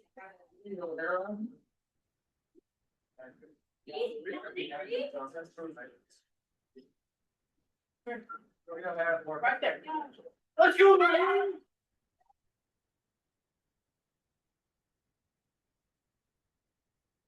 Good evening, everyone. My name is Maria O'Hara. I come to you as a parent in the Gresham-Barlow Band program and as a longtime president of the Gresham-Barlow Band-Aids. What are the Band-Aids? We are a group of parents who volunteer our time to support band students, their families, and the educators at Gresham-Barlow High School. We fundraise, we chaperone, and we help create a safe, supportive place where kids can grow and flourish through music. I've had the honor of serving in this role for nearly a decade. In that time, I've seen our program endure pandemics, the loss of students, the loss of some of our parents, and through it all, music has remained a constant. A place where kids come together, heal, connect, and thrive. Band is more than a class, it's a community, not just for the students, but for us families too. This is also deeply personal for me. At a young age, my husband and I made the decision to give all three of our sons the opportunity to learn music. It wasn't always easy, we couldn't always afford it, but we made it happen. The return has been immeasurable. All three of our sons stayed with music. They built lifelong friendships, they formed meaningful relationships with their teachers. They found something that they were truly good at. Our oldest son even received a full scholarship because of his musical ability. Music gave him confidence and it gave him belonging. I will say this honestly, my sons are not star athletes, although they tried. They learned from sports at young ages. Without music, they may not have found their place in school. Because of band, they were part of something bigger. They were involved in games, assemblies, and school culture. Their names were recognized. They had something to be proud of. And most importantly, they stayed connected. That matters. The reality is, while we make music a priority at home, not every family can. And that is exactly why music education in our schools is so critical. Elementary school is where it begins. If children are not exposed to instruments, music reading, and creative expression early on,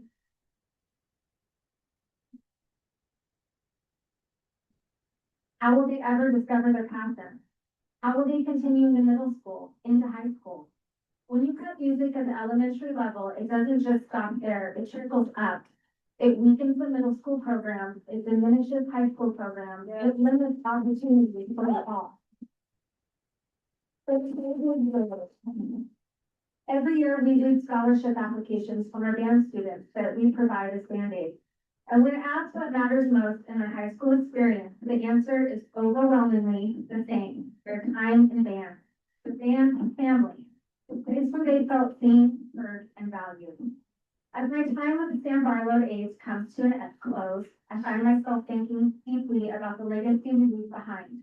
This program has meant so much to my family, and I care just as much about the students who come after mine as I do my own. This isn't about what's happening right now. We all have a responsibility to care about the future, to protect opportunities that shape our children and the generations that follow.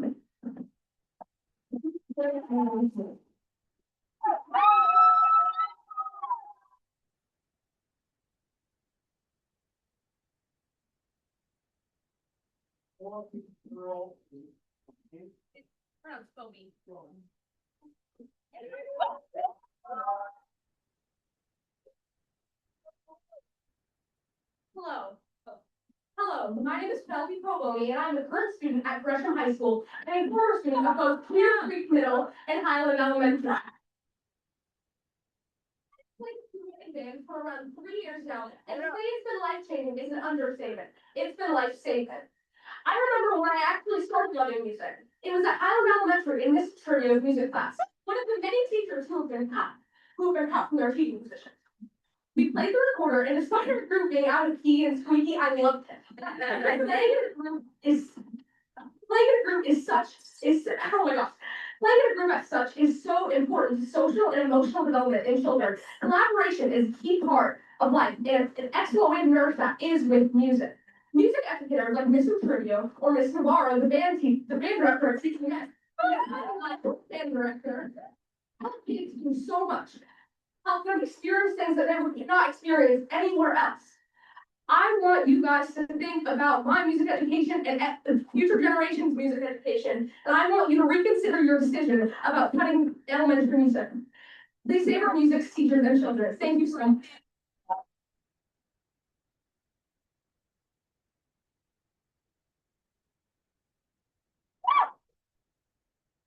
Next, Peter Nielsen Wooten.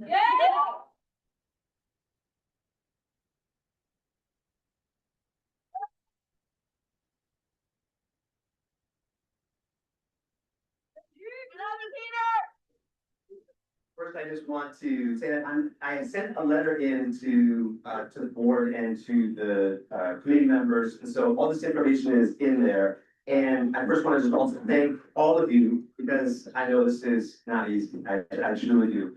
I also want to make sure that, you know, I'm not here to advocate for my job, I'm here to advocate for all our students in Gresham-Barlow School District. And I also want to say that I'm not going to give reasons for keeping music. The students in the community rocked that out already. You don't need that from me. What I actually want to do is speak about the numbers, which may seem a little weird for me, but here we go. We actually have been looking at this over the last few days, and we just want to elucidate a few things and offer a few things, even without raising the amount of money that right now is allocated in the current proposal. So, looking specifically at music, obviously, I think we're advocating, of course, for all programs to be maintained. But just looking at the elementary music program, so without changing the budgetary numbers, we would be able to actually keep half of the music teachers, which a few others have advocated for. Of course, I would advocate for full-time music, but I just want to make it clear that this could be done, given the current model, with just a little extra pocket change. So right now, it's 1.3 million with $1,500 and $1,500 to cutting down elementary teachers, and then adding the specialists and also the EAs. That altogether would save the district $696,500. if we were to decrease music to halftime, that would cost, that would save the district $650,000. And $650,750. The difference is $45,750. Yeah. And that would all be, the only thing that district would need to come up in order to maintain halftime elementary teachers. Now, I know there's also been some discussion about the EAs, and that the EA allotment isn't to all the different schools. But I just also want to clarify too, that the EAs would need to, that are currently in all the buildings, would need to provide preps for teachers. So there would be, that would be taken away from some buildings. So a reallotment is gonna have to happen no matter what, whether it is reduced to halftime or the current proposal holds. So I know I'm coming to the end of my time here, but what I would like to do is say that I believe there, even given the current numbers, there's ways that we can maintain some music educators and perhaps other educators as well. But also to say that I think there maybe are some other avenues too in which the ceiling could be raised slightly to make this work for everybody. So again, I do want to just offer my gratitude to everybody. I know this is very challenging. I also want to thank everybody who's out here supporting, and I just urge you to consider the possibilities that we might see going forward. Thank you very much.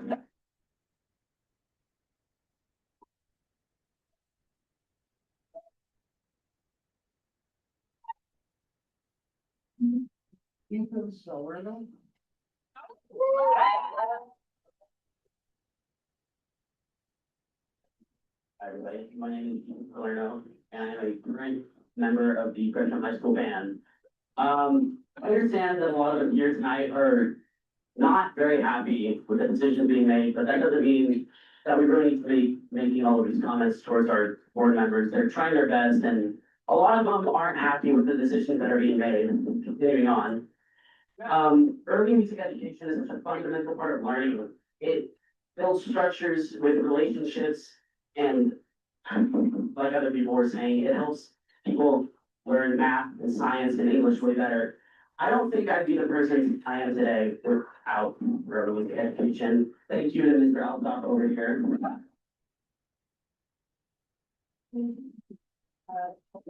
So many things, not including, music. When I was in 8th grade, gonna be a little sappy, my grandfather died, and the first person I went to was my wonderful band director, Molly Keller.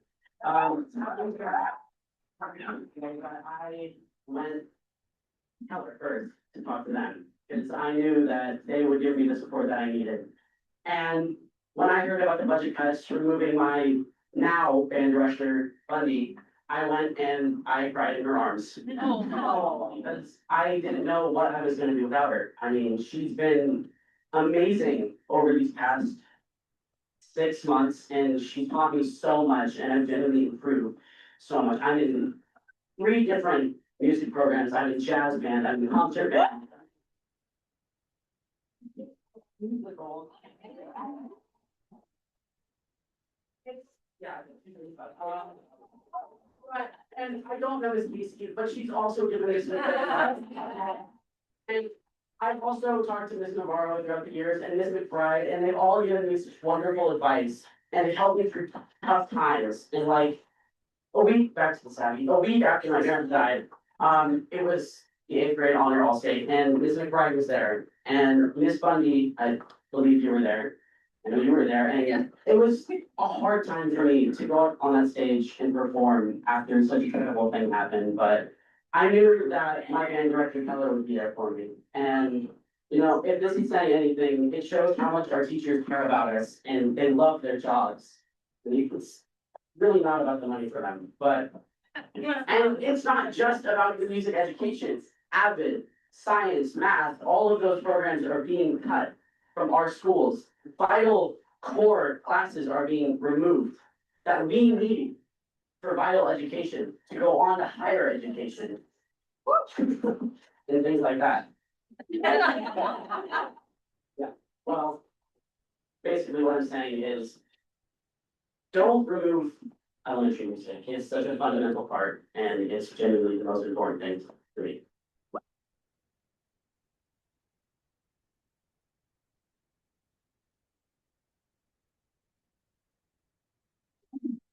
Allison Wilkinson.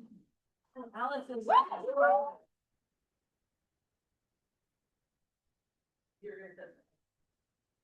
Hi, I'm Allison Wilkinson. Thank you so much for hearing us all today. None of you signed up to do this job so that you could cut music education. So thank you so much for being here and hearing all of us. My name is Allison Wilkinson. I moved here with my 4 children and working them all through Gresham-Barlow schools because of the decisions that this board made years ago to do particular things. We appreciate that. I just also so happen to be a music educator and a music psychologist, researcher, doctoral candidate that we're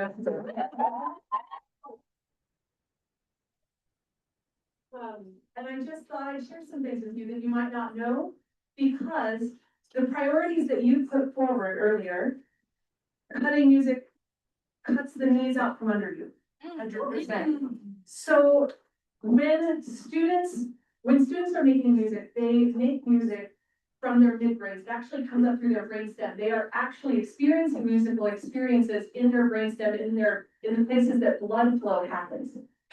Which means ultimately that what happens when you cut a music program out is you are actually cutting back blood flow. You should be putting more music into the classroom so that you're increasing blood flow for learning science and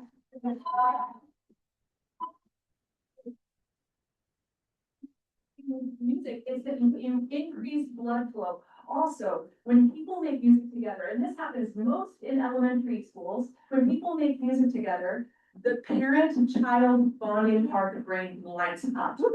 And meetings, people are gonna talk about, but band family, and how they went to their, thank you, I couldn't have had a better lead up, by the way, even. That because music lives in the emotional center of the brain, it both creates a family feeling, which you need in elementary school. You need to feel part of something. Music gives you that most efficiently and most cheaply, frankly. You're not gonna be able to get a counselor in every single classroom, but also it is where emotional regulation lives. By cutting music out, what you are saying. If you give children more access to music, they have more tools for emotional regulation. So what the budget looks like to me is you're saying, no, I think that our elementary students are emotionally regulated enough. They don't need to hospital. Right, I don't know what I was gonna say. I will say that your survey in February mentioned their highest priority, since you brought it up, was mental health and behavioral resources. Elementary music is the most efficient, least expensive way to make that happen.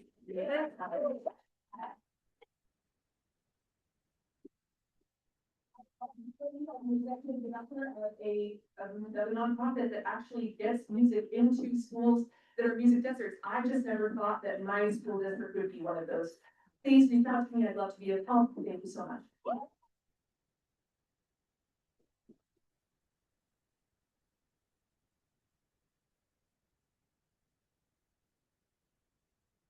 Okay, next is Gia. Yeah.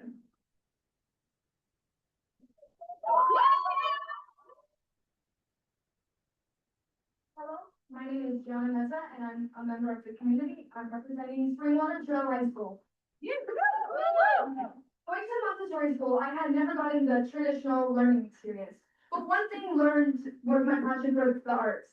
Being given access to music and electives made me more creative and who I am today. Since PA teachers are being laid off, this prevents students from having electives that not only can help them find their passion for future jobs or hobbies, but also denies fundamental art in our schools. Cutting music in our classes would take away the hands-on learning experience for every student. It's not only me who's upset, but almost all of the Gresham-Barlow district. Because many students decided on school because of the successful art programs we are given.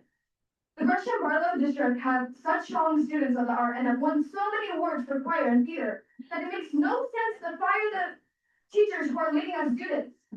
Being public schools do not have large collections of electives. Cutting teachers means losing our one and only music teacher. This is simply unfair. We cannot continue as a district this way. Oregon schools districts are receiving significant budget cuts, but we are also receiving cuts to our forest and our building budget. Where is that money going? The youth are supposed to lead the future, but how can we if we're not getting a proper education because of budget cuts? Our teachers, Mrs. Casey, Mrs. Bundy, Mr. McBride, and every other person do not deserve to be displaced. So board members, I urge you to everything in your power to support our staff and our music classes. Thank you very much. Thank you.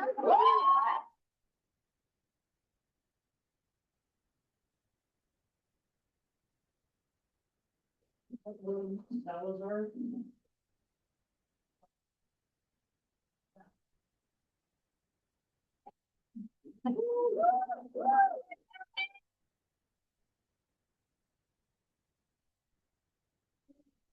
Gresham-Barlow High School. I'm a student in Avid 10.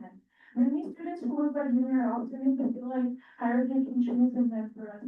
A lot of students of color grew up feeling like the odds were already against them. But I've seen in my own family how programs like Avid 10 can truly change lives. Yes.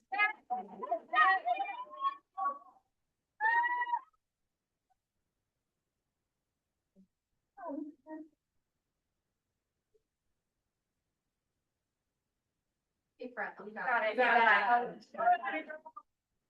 Every time I met other kids from fellowship programs to become a part of your students, their confidence to succeed.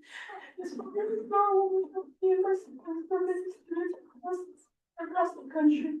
It gives students guidance, encouragement, and tools of their goals after high school. So I ask myself, why is that a more contribution required for people? Us that really help us earn those credits. Why do we programs that makes success possible for students like me? Thank you.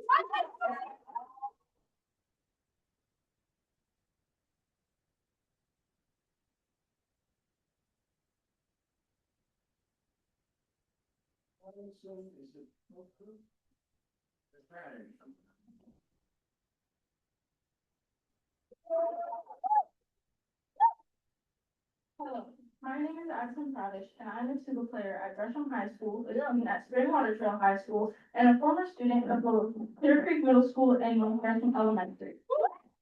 This and music education has had a major impact on who I am today ever since elementary school.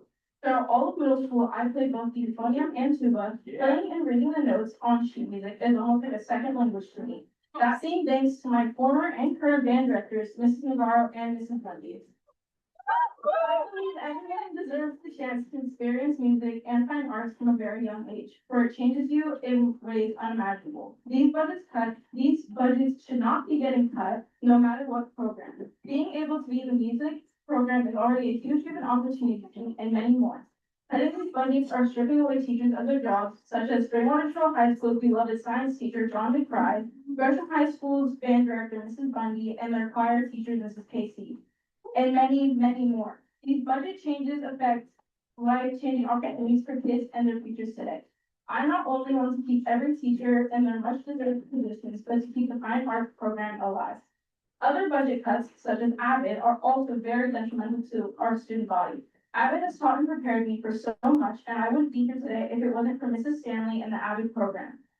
I would not have begun to even fathom the idea of speaking in front of my peers like this if not for my time at AVID.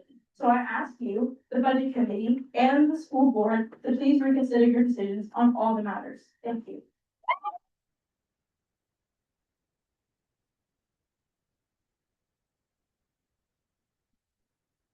James Wood.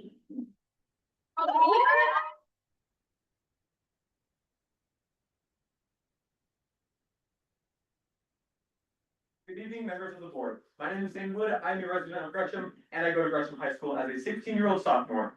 At Gresham, I am in our concert choir and overtone choirs. I'm here in an attempt to convince you about how far-fetched all of these budget cut decisions are, specifically for the music section of schools. I took a look at publicly available information, which can be found on the official Gresham-Barlow School District website. This information includes the budget reduction list and the budget value survey results. The survey demonstrates the results of just over 900 people, as stated before, 36% of respondents being parents, 35% being staff, 20% being students, and 9% being miscellaneous community members. This survey showcased many different data points, such as a chart of how all survey respondents rank the importance of specific items at elementary, middle, high school, and district levels. Specials, The elementary school equivalent to electives, such as music education, is ranked at second of 4 for most importance. In middle schools, electives such as choir and band are ranked at first of 5 for most importance, with clubs and activities such as sports being ranked at fourth of 5 for most importance.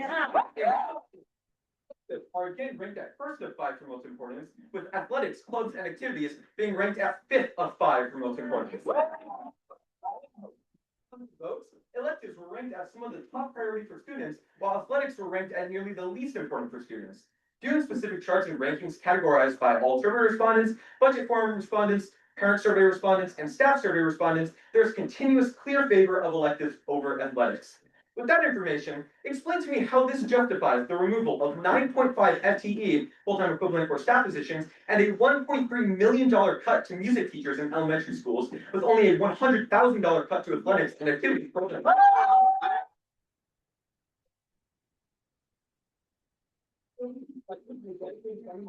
The music teacher section placed second at the highest budget cut within the list. Classroom teachers in middle schools being the highest with a $1.43 million cut.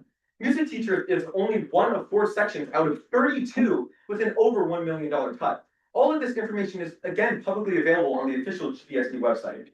I asked students of our choirs and bands to raise their hands quietly. As of April 29th, 2026 at 8 a.m., the Change.org petition, created by fellow concert choir and band member Brian Cruz Salazar in an attempt to prevent the cuts made to our music programs and to save the leadership position of our directors, is at an outstanding 2,100 signatures, which is now frequent. Because schools, this proposal indirectly stripped them of their careers, which they plan to make permanent at Gresham High School. Thank you for your time.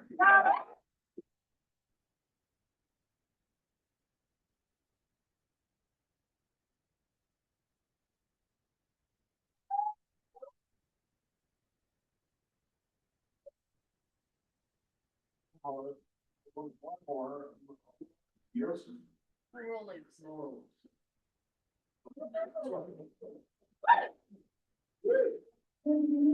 attendees. My name is Marola Yusuf, and I am a junior at Gresham High School, and I'm on band council. I am not just speaking for my own interest or on behalf of myself, but my fellow classmates, teachers, administrators, and anyone who has been affected by these budget cuts. These budget cuts have impacted so many teachers by stripping them away from their jobs, but also students. Students already struggle with attendance. GHS has an average attendance rate of 60%. If students show up for the things they're most passionate about, such as the performing arts programs, and we are getting that taken away, why should we expect those attendance rates not to drop? We simply don't. Many students come to school for the passion they have for the performing arts program because they see it as a second home, such as myself. These programs wouldn't be possible and as successful as they are without Emily, Bundy, and Casey. They are who enhance our programs. In elementary school, we had different experiences in music, but mine was most memorable thanks to Mr. NG. He was my music teacher throughout elementary school at Hogan Cedars. His passion for music was evident in his lessons. This is why it is very vital for music to be taught in elementary schools by someone who has a heart for music. Being in this class and feeling the effects of his teachings led me to join band in middle school. If we don't have music classes in elementary schools, how will we expect to have students invested in music enough to join band in high school? Again, we simply don't. We can't be expected to just accept this. We are getting something and people have impacted our lives positively, completely taken away from their positions. Please do not pass this budget. Thank you.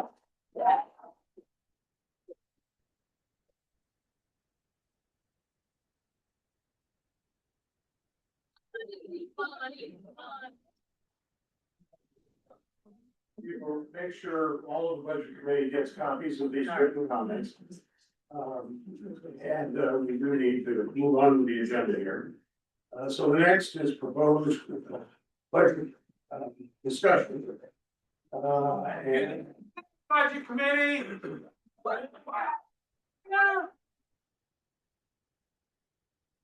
So I will open it up to. Let me ask, does anybody need to take a quick break? Yeah. We just stand up for a quick break. You're gonna feel great. Let's just take 5 minutes.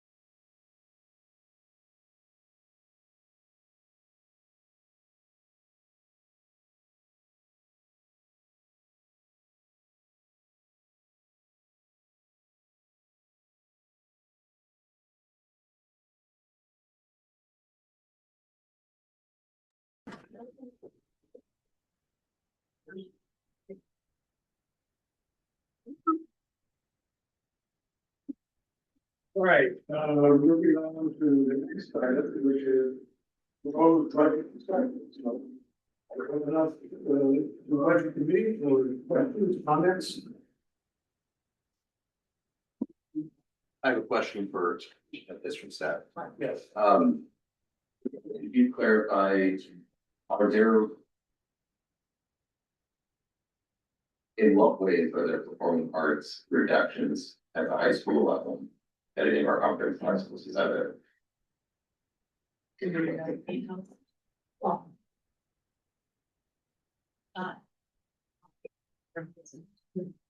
Neither our major high schools had any cuts to the programs. There is movement in staff. And so there are staff that are being moved around into our process. And we're Intensive spring water. Any other questions from the board? Are we doing the hand raise or do I gotta do this again? Or, We can do a hand raise. okay, I think it's a bit. no, I was just doing this for you. As a like. Oh, okay. I mean, I was just looking. Oh, I can project. Is, my question is really I just quickly looking down at this, knowing that the difficult situation and the hard work that you guys have had to do, and I mean, I've seen you for years now do the hard work. I was just curious why the charter schools have an extra $1 million proposed compared to the year previous. And I was wondering kind of like some background on that sort of decision. And then how do we come up with that sort of choice? I can start. So the rules around the way that districts form charters and how charters continue, once a charter contract is signed and that agreement lasts for a certain number of years, the charter school then draws public funds through the district to the charter to fund its model.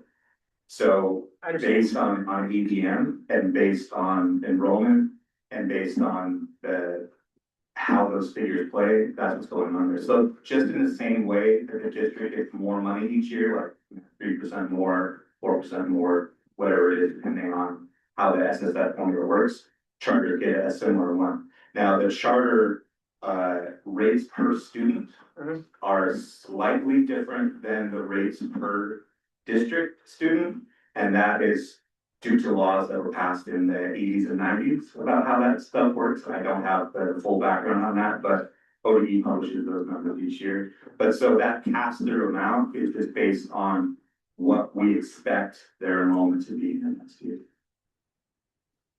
It's not that we've allocated additional funds for the charters, it's the change in projected enrollment in the pass-through. So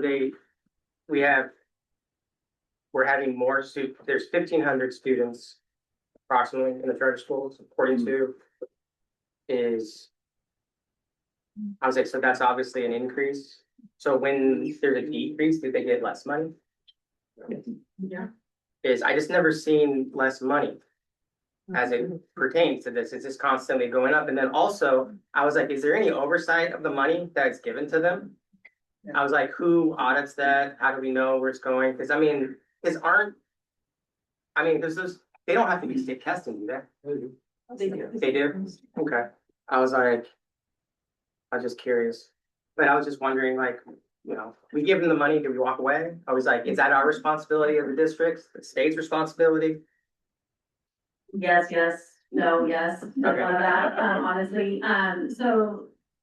With charters, some of the charter contracts have caps to enrollment, so they are limited by the number of students that they can have in their program. Others don't have the same limits or are continuing to grow. Most significantly, NEWA is one of our charters that continues to grow, our online program. In terms of oversight and some of that, they're expected to do an audit, like many public entities, and they turn that into us, and there is some collaboration and oversight that happens that way. Is the online school, I was like, are all those students in district? They Are supposed to be? Approximately half of you are, you know, looking at our Gresham-Barlow students. Another half are from neighboring districts that count as Gresham-Barlow students, for funding purposes. So the funding for those students, even if it's a student from Centennial, passes through Gresham-Barlow to NEWA.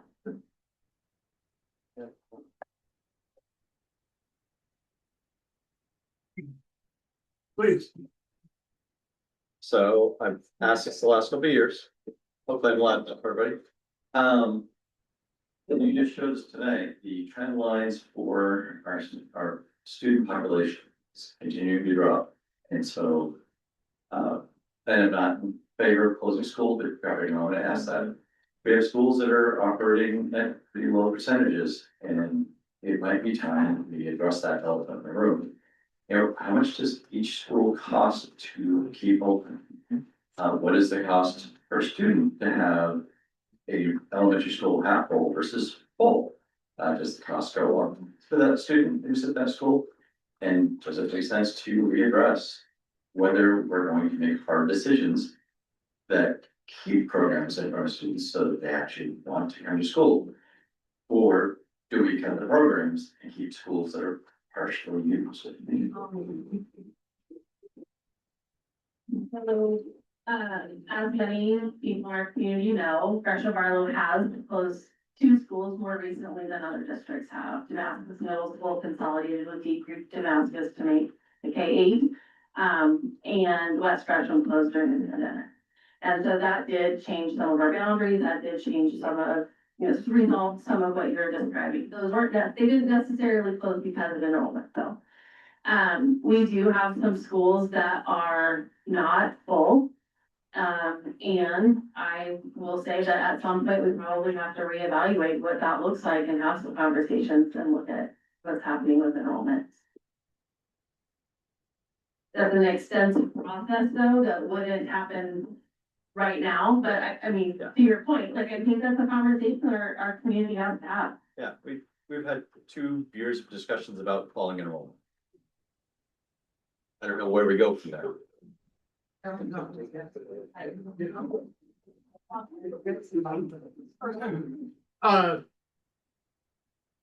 So it's beyond our scope as a budget committee, as a board to direct, you know, this is where we need to do the cuts or whatever. We only approve the big number. Right. You know, with that said, you know, we've heard a lot of great testimony tonight. I trust that you've looked at all of these scenarios, such as halftime music and whatnot. But if we approve the budget, I would encourage you to go back and relook at all the scenarios, because at least on the surface, they seem to be plausible.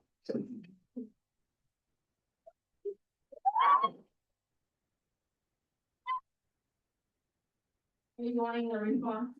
That was David. Chris? Yeah, and I'm gonna need the microphone, but.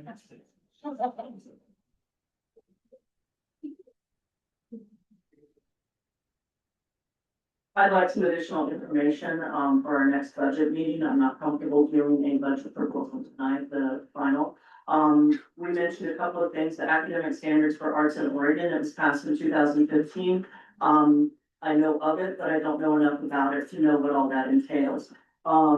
Same with the art standard, the National Core Art Standard requirements, and also how any cuts that we make, how they're affected under, I believe it was ORS 342.120, and how that plays out with everything. So those are kind of the my world of policy and procedure that I want to know how this plays out. And then my final question for the next budget committee meeting as well. There was mention of money that had been set aside to do maintenance work on the turf, and whether or not that's something that we can defer and not have it be a bigger issue in a year or 2 down the road. And finally, I'll just throw this plug in. I really would like everyone that's here to contact our legislators, Rick Ruiz and Chris Borchett, and give them the same passion that you brought to us tonight and let them know what they're doing is not helpful. Someone mentioned in their testimony that the board should do that. Believe me, I contact them, I've been contacting them for years and years and years. They need to hear from everyone. Call them every day if you have to. Call their office and leave a message every single day. They need to know that what they're doing is not appropriate. And we need to put the fire to them as well.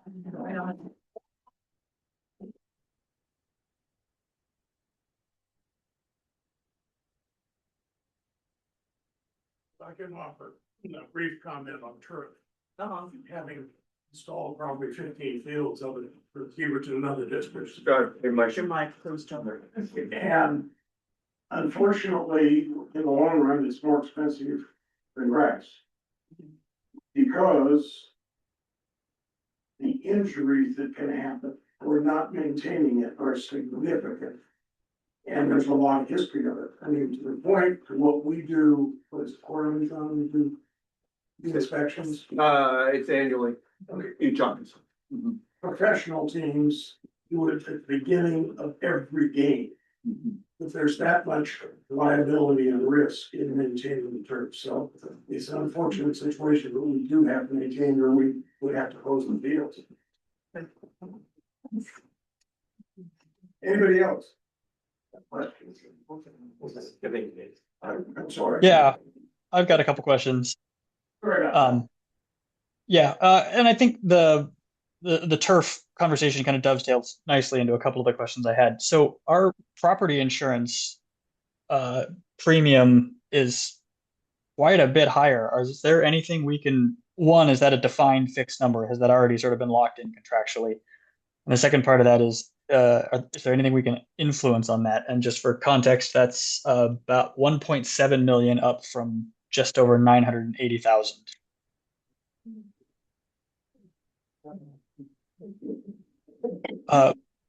Page 83 in your budget Bible, if so inclined.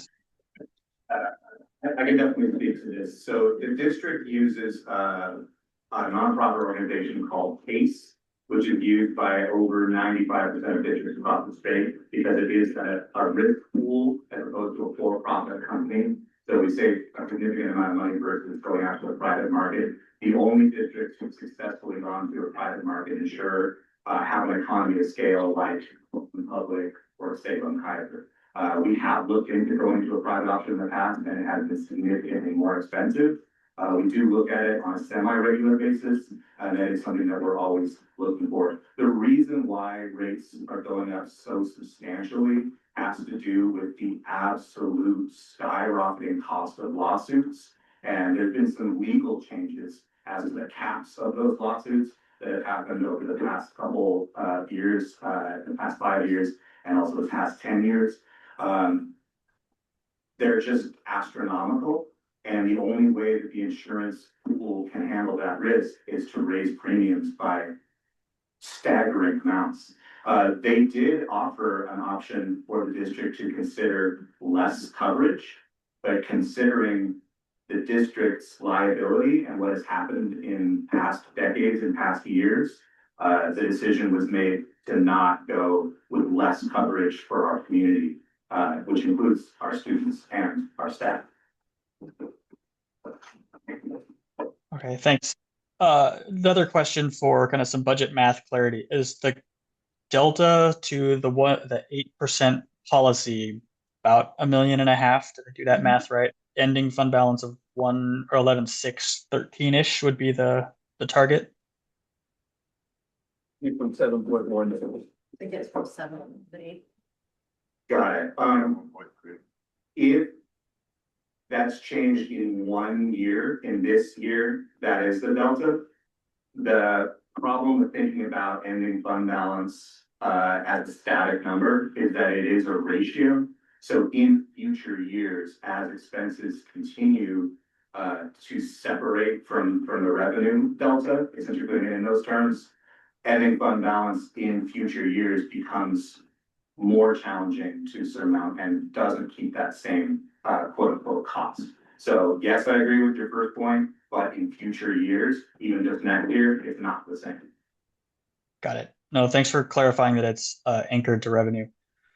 Can I also ask, it was one of the slides in the presentation, but can we go back to it and maybe if you could walk me through how the budget document connects the money that we're adding to set asides for turf replacement or other kind of larger scale capital in the budget? Sure. So we're gonna switch over to that presentation slide in just a moment.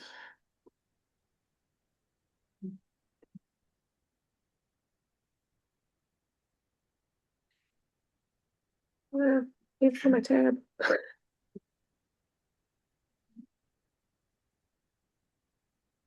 Okay.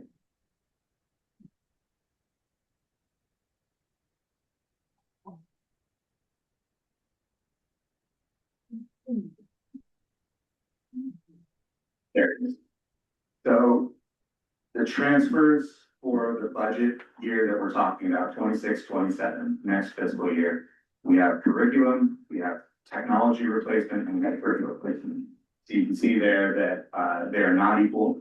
It's substantially heavy on technology replacement. But all of them are on those multi-year schedules, as I was mentioning, and you can see the details on that a little bit more in the next slide. You can see that for 26-27, a substantial number of Chromebooks, of iPads, of teacher and staff laptops and desktops are all needing to be replaced. So that is the majority of the cost for those things. But you are absolutely correct that part of that is the turf schedule. That one's a little bit more even, $500,000 for that next foreseeable 4-year plan. And that is for the reasons that we're just talking about. And then just to connect some budget document lines, that's the transfers out requirements line increasing from 1.5 in last year's adopted to 3.7 in this year's adopted is what. Yeah, the 376 is this is what's Give us a page, Nick. 5. And then you have to be a big enough nerd to look at last year's book too. So that's And we know you got multiples. But Nick, to acknowledge the change, we have been not setting aside and transferring what we needed to in previous years because of other reductions. So last year, when we were working to avoid a rift and reducing $8 million, we had a smaller set aside. That had happened for a number of years as we were transitioning out of the pandemic and other things. So we're in a bit of a position where we could have been saving money over the last several years to help address some of these costs. And at this point, we're out of time and we have to be planning for these expenses that are staring us right in the face. yeah, thanks for reminding me. I think my question, let me ask one more clarifying question. Are there any other funds set aside for large scale maintenance?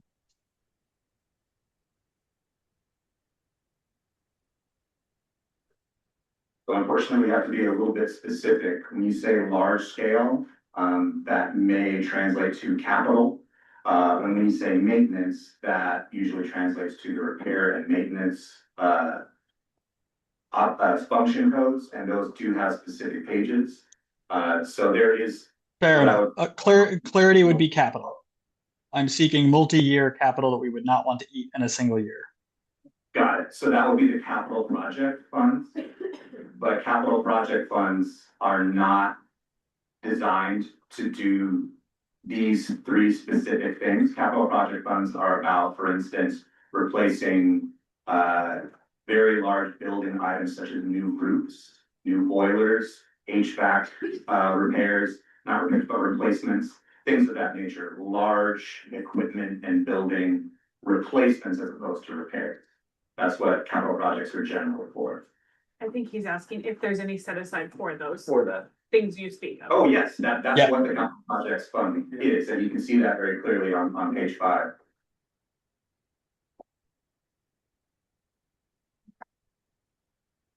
The capital Sure. outlay? Yes. Got it. So the 2.7 million in the capital projects. And I guess the question I'm walking through is where does the 2.7 come from?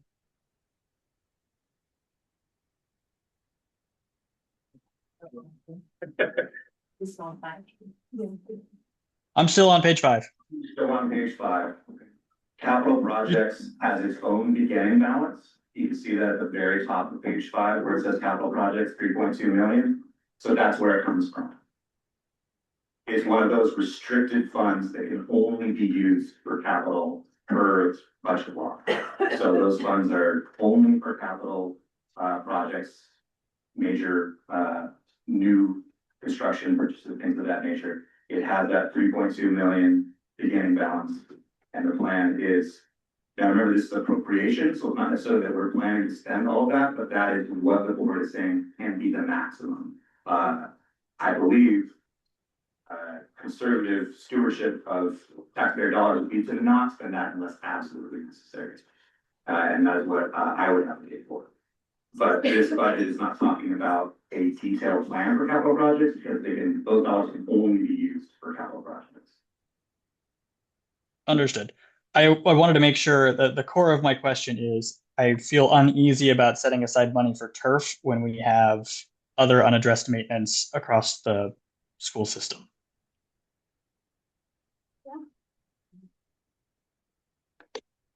My second concern on this one is whether or not we need to replace the tech. I'm not saying stretch it out. I'm saying maybe there was a time before computers. Maybe it worked better. Maybe some teaching worked better before them too. And that can save some money if we decide or if you all decide as teachers, which I am certainly not, that is a more efficient use of resources to have the funding rather than having the computers. Has that been looked at? Nick, we lost part of what you were saying. Oh, Are sure. you saying, I heard, we kind of lost you when you said that maybe we used to teach without technology, maybe that was better in some regards. And then you said something else. Yeah, I wanted to essentially ask if we have looked at whether or not replacing, because I believe a lot of the technology was purchased with grant funding in COVID era that we were using to buy it. And so now we're using general fund to sustain it. And so I'm asking the question, before we drop another $3 million on technology, did we find success with that grant funded technology purchase, or should we be looking at whether or not that's the right use of $3 million? Yeah, I will say that we've made some changes in terms of how technology is being used at our elementary level in terms of preserving technology and not sending it home as often, those sorts of things. But curriculum has changed significantly, and a lot of our curricular resources are utilized by students on technology. Another significant expense specifically about next year is staff laptop, and that is essential. Got it. Thank you. I don't want to monopolize the mic. I do have another set of questions, but if anybody else has questions, I'll pause and let somebody else take over. Intelligence we're talking about. Okay, why don't you do that then? We already have cost proposals or contracted prices for the technology. Because RAM and solid state drives are going up rapidly in price almost on a daily basis. So, yeah, I can answer that. The 5-year projection was based on last purchase price somewhere around December or January. So you are correct, prices have gone up a lot since January, and the prices want to get around in years 2, 3, and 4, maybe more. But we always do our best to get the best price. We shop around different places and try to get the best I can. Does our purchase come with warranty of the machines, and how long does that cover? Depends on the device. Most Macs come with a 3-year warranty. Chromebooks maybe 1 year is more common. Yeah. What is the refreshment rate for replacing machines that go out of warranty? Yeah, we try to keep things as long as we can, as long as they are getting the latest updates, so security patches. And right now for Chromebooks, I think that's 8 years. Which most of our Chromebooks, well, not most of them, but some of them don't last 8 years of student use. As you can imagine, yeah, there are a lot of Chromebook repairs. And, well, we are trying to stretch that 8 years, and then the staff devices that are due for replacement next year. We're gonna have, 6 years. Do you buy the whole district staff at once? We do, yes, it's a big project. Yeah, it's an expensive way to do it. Or at least, and you know, every year, every so many years, that's expensive. And that's part of why our initial intent was that we would be setting aside money every year, so that when we're ready to experience that cost, then we have it ready to go, and we haven't been able to do that. I just have a couple of things. First, a matter of, sketching this out for the board specifically. But I also look at, we've brought budget committee along throughout this, very difficult road. And I want to talk about that 7.1% ending fund balance. We saw Pete's trajectory. We were aware of that this could be a request of the district back in January. We had that conversation. What I'm looking for from budget committee is how you feel about us being out of compliance with board policy. And so I kind of want to have, are there concerns that you want to bring forward now before the board has that conversation? For context, can Pete possibly tell us what that amount of money looks like as far as days of school? Just for context. Yeah, when would we use it? That's what I was asking. Right, so, we've talked about this in some detail, and I apologize that I didn't bring these slides from those previous presentations, but hopefully I can jog your memory on this. Ending fund balance is designed to be used when other things fall through the cracks. So very recently, we had a federal government shutdown. That federal government shutdown impacted a number of programs, and particularly the grant money stopped flowing. This actually significantly impacted nutrition services, but nutrition services didn't stop, and it was our ending fund balance that kept those payments going and kept those people employed, kept that machine running. So the ending fund balance is designed to deal with things like that, you know, the unforeseeable, and that's part of why ending fund balance and contingency are often sort of related in groups the way they are in the budget. That being said, ending fund balance, the debate about whether it should be, 8% or 10% or 5% or whatever, what that works out to is that one day of school costs approximately $710,000. So even though an ending fund balance of millions seems like a lot, what it works out to is approximately 2.5 weeks of school. It doesn't even give us months of ability to keep going without additional funding coming in, which unfortunately, particularly in today's political climate, does happen.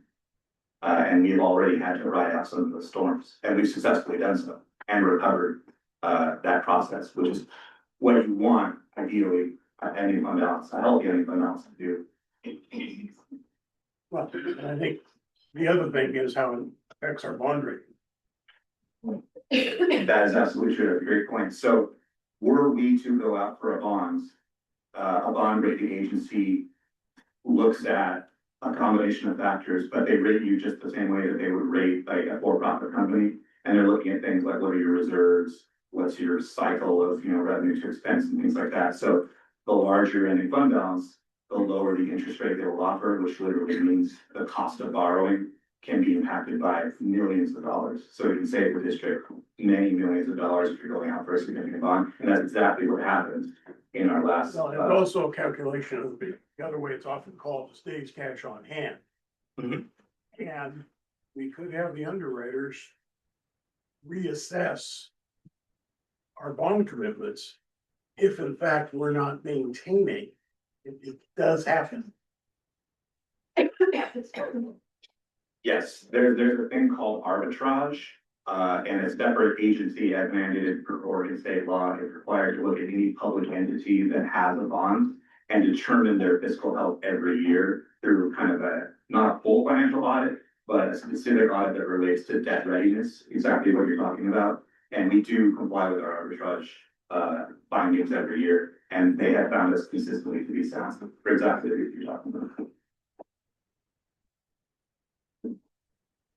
Thank you. That's part of my question was on the general cash flow of what the ending money balance does.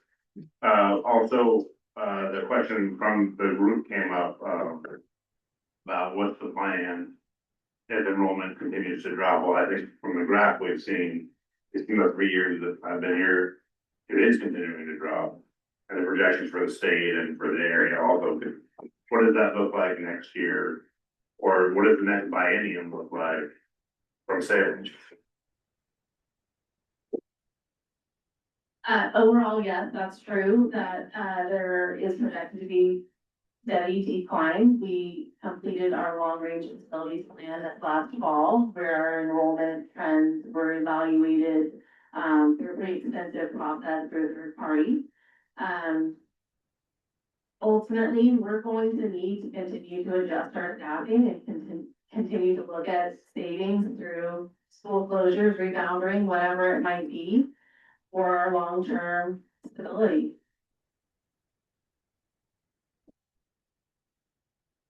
And then adding to what Sean mentioned on, if we approve the budget, the solutions on, exploring using education halftime or Damascus, is that viewed as a middle school or an elementary school?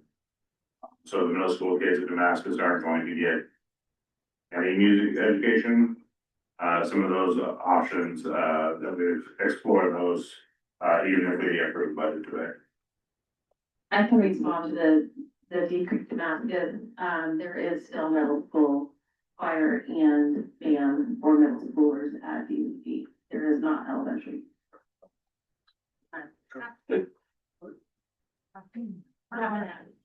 Can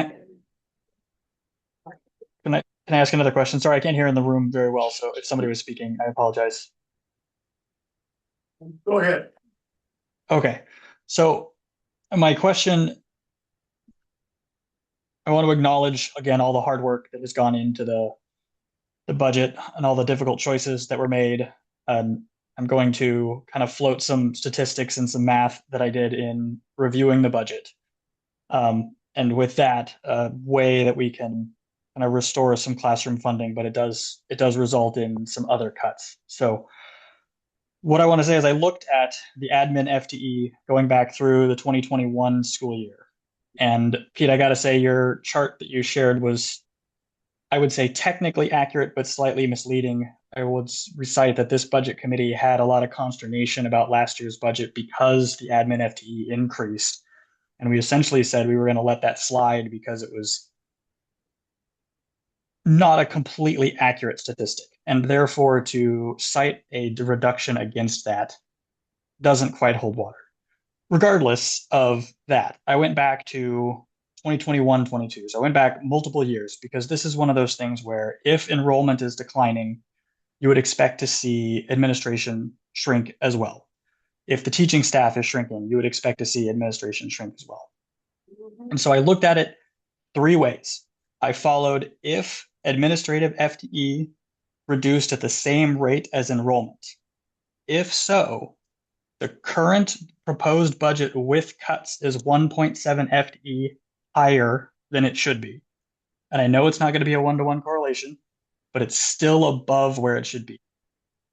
I looked at it a second way and said, okay, what if it follows staff? What if we cut the same percentage of administration as we cut of licensed and educating staff? In that case, the current budget would be 6.24 FTE above that cut rate. The last scenario I looked at is, what if, as we look at expanding class sizes, what if we looked at increasing the staff to administrator ratio at the same speed that we increased the student to teacher ratio. If we did that, we would be 13.6 administrator FTEs heavy. So if I estimate those at about 200 grand a piece, we're in the 340 to 2.7 million dollars of difference that would come through in the budget just by right sizing administration to the same type of cuts that we're asking of the teaching staff and classifieds to make. So I think we need to go back and look at building that into the budget because it's not, I don't know how to run a school district, but at a high enough level over a big enough number of years, I would argue they should move at least in some degree of proportion.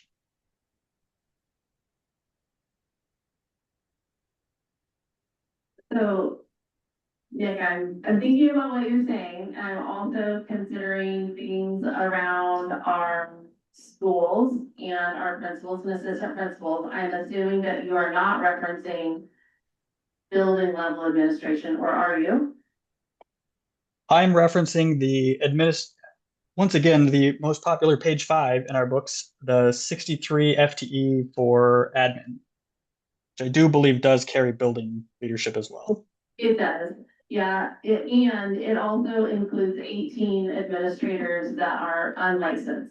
So we do have a number of supervisor and coordinator positions in different departments that are responsible for supervising other staff and therefore are technically an administrator, but are compensated differently than some of our other administrators. I guess the other thing that I just want to kind of bring some attention to is the number of grants that we are managing to bring funding into our district continues to grow. And those grants do cover some administrative costs, some administrative positions, but there is also a significant amount of oversight, legal requirements, compliance challenges and reporting that come with that funding. And some of the change is related to what's happening with our grants as well. No, I certainly understand the complexity. I think for me, it's one of those at a high enough level, they should move proportionally. And if the district gets smaller, one would expect the administrative staff to get smaller as well, regardless of how those FTEs were being captured. And that's the thing that I think needs another set of eyes.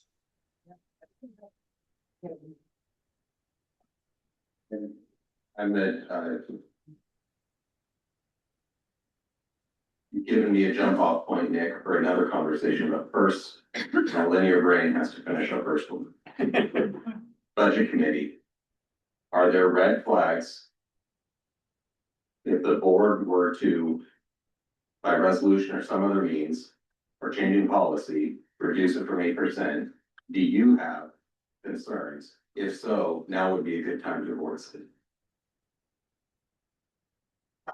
I'd like, John's succinctly put it, in terms of cash flow, and at the end of September, when everybody's had summer break and is coming back to school for that first month of September, the delay in state funding, what that does and what that looks like to cash flow, and how that hits all of the ending fund balance in 1 month. I think what you're referring to last year. Yeah.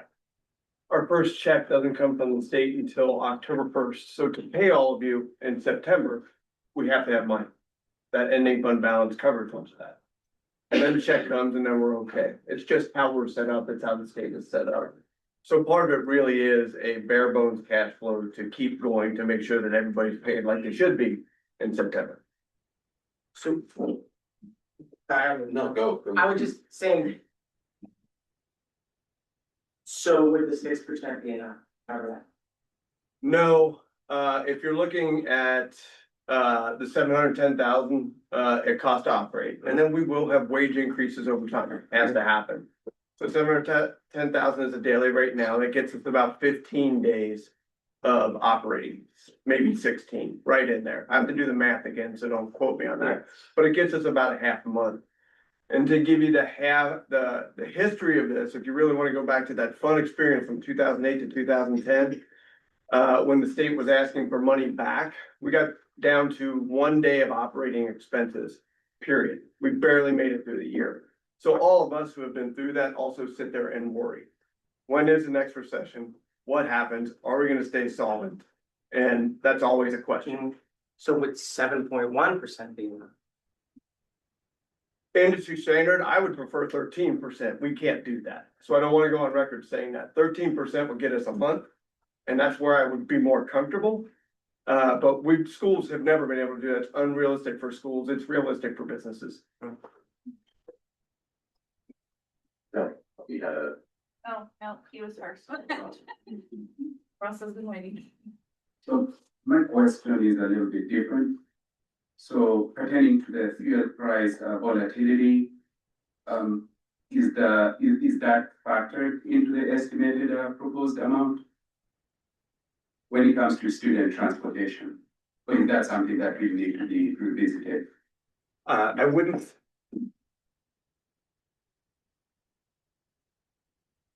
I wouldn't say that it needs to be revisited for this budget, but because it's very much fresh on people's minds, but it's really, in the grand scheme of things, hasn't been enough to statistically model yet. We don't know what the socio-political climate and things like wars and blockades and tariffs and stuff like that means, but we know, and again, partially with an ending fund balance, that we should be okay barring catastrophic event that would affect a lot of other things in the nation first. Okay for 1 year, and if things continue, if gas prices remain at record-setting levels, we would need to readjust. But for this budget for this year, I have been doing some some math as the socio-political climate has been changing, and we are appropriately set up to at least ride out the next year. We'll have to see about future years.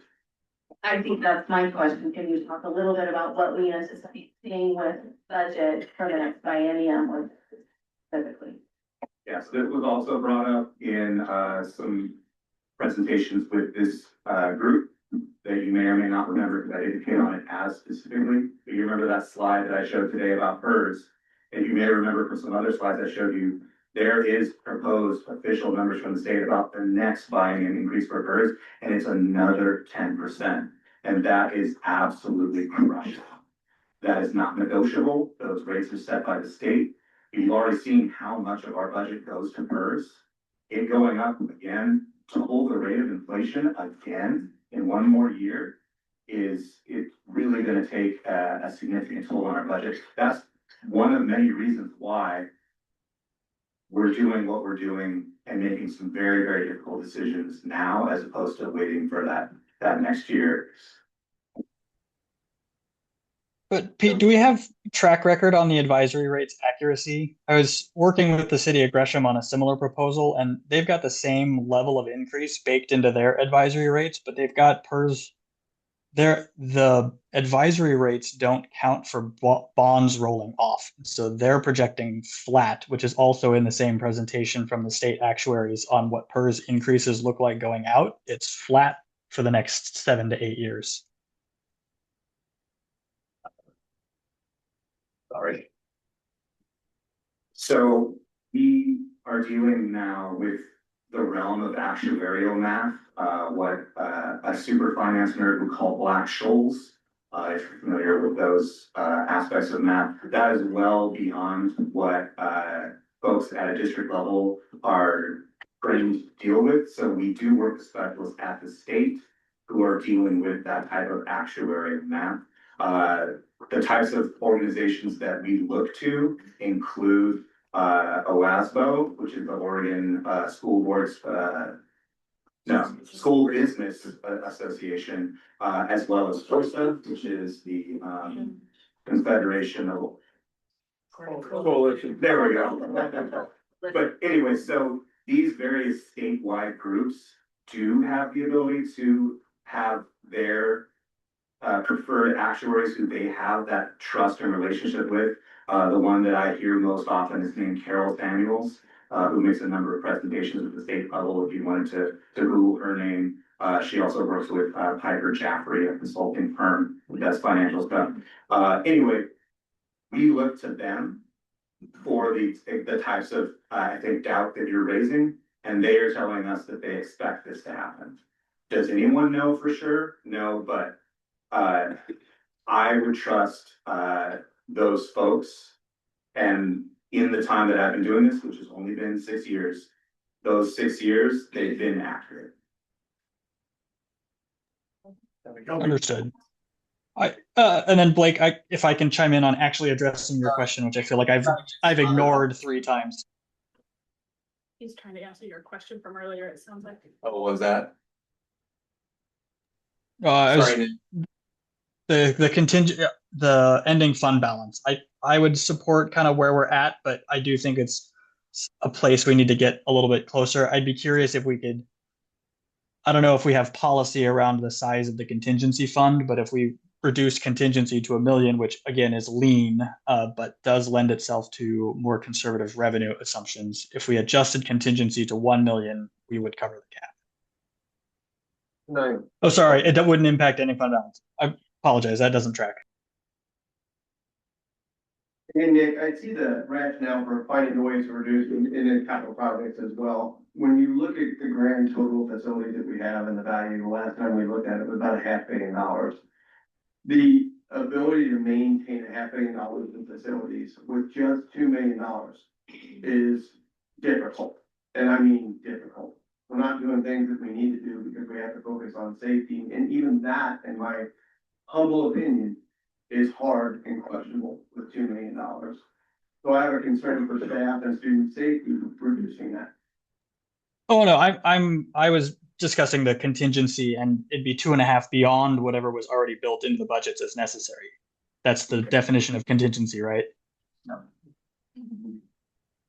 Okay, so I just want to confirm one quick point. So in consideration of some of the stuff we heard from the community, I just want to confirm we're looking at the larger functional buckets, whether things like the district performing arts specialist fits against the instruction bucket or the support servicing bucket. In construction. And instruction, okay, thank you for confirming. Clarify on that? The classified or licensed? The licensed teacher. Oh. So let's, I know we were trying to get out of here to 10. I'm going to assume for a moment. We'll probably. John, can you please use the microphone? Sorry. I know we originally planning on trying to be done by 10. I'm going to make an assumption that we're probably going to have another meeting, unless anyone feels ready to make a motion. Even I'm not at this point. Let's do just a couple more, wrap up, and then these get questions, if you have them, to Sarah so that they can outline the agenda for the next meeting. Or we're gonna do some concurrent planning. I'm not hearing a stark no, I am hearing concern. And so what I'd expect at our May business meeting, which will be before any kind of prospective budget meeting, I expect to have a resolution to review. I think that's the best approach, and I'll work with the leadership to draft that. What that would give us the opportunity to do is adopt an exception to our policy without affecting the policy. And we can also have a conversation about what conditions we want to, how quickly we want to see that restored, for example, or other conversations. So expect that to be on there. I think that's the concurrent side of it. I do want to just advocate for this is me separate. Yeah. Along with the public testimony we've received today, the board for 2.5 years at least have been hearing about counseling levels and EA supports in elementary classrooms to address behavioral issues. The testimony today is crushing, and so has that testimony been crushing for 3 years. I can just say out loud, that's what I'm trying to wrestle through. trying to wrestle through. At the same time, I think most of our solutions are gonna have to end up being local. They're gonna be around a table just like this. Experiencing uncomfortable moments together because I'm not seeing the rescue from the state that Chris is pointing for. And we do point to the federal dysfunction that's affecting our state. The reality, that's not the trend line. The feds aren't the problem right now, believe it or not. What we have is us constantly advocating for the resources to back the things that we're being asked to do as a district. Personal finance, brilliant idea, with zero funding attached to it. So we thought, can we just advocate to ODE? Can we include it into a basic math curriculum? Can we just adjust curriculum? The answer from ODE is no. We looked at elementary PE minutes, which interestingly is one of the only actual requirements that we have from a time standard. The only time standard that we have for elementary instruction is PE minutes. And we said, we've got after school activities, we've got sports, extracurriculars, co-curriculars, ODE. Can we find some space to qualify these minutes? And the answer was no. So what we've had, and I'm kind of addressing some of Nick's conversation, because the admin, this isn't the first time that we started to care about admin numbers. We've asked the question every year for my 8 years on the board. The issue is the District 22 standards that this board has to review every year, that laundry list grows. Our legislators have brilliant ideas, really good ideas about how to build up generations of kids who are well educated. The issue is they don't attach resources to it. And so what ends up happening is our obligations grow and our funding doesn't. That takes an administrative burden, an uncomfortable administrative burden, and it affects the classroom too. And I know that. I've got kids in the district. We know. So yes, I'm trying to amplify what Chris said really effectively. It's our job to listen. It's also very, very little that we can affect. And I say that there's not a worse feeling at this table than the feeling of futility. And it's a deep set feeling. I do have one other point. When we look at those PERS rates on page 5, it was like 21% is tier 1, tier 2. I want you to clarify my understanding of that. That means that, for example, in my view, if we hire a teacher and we pay them $100,000 in salary, the district is also obligated to $21,000 just to pay for current retirees.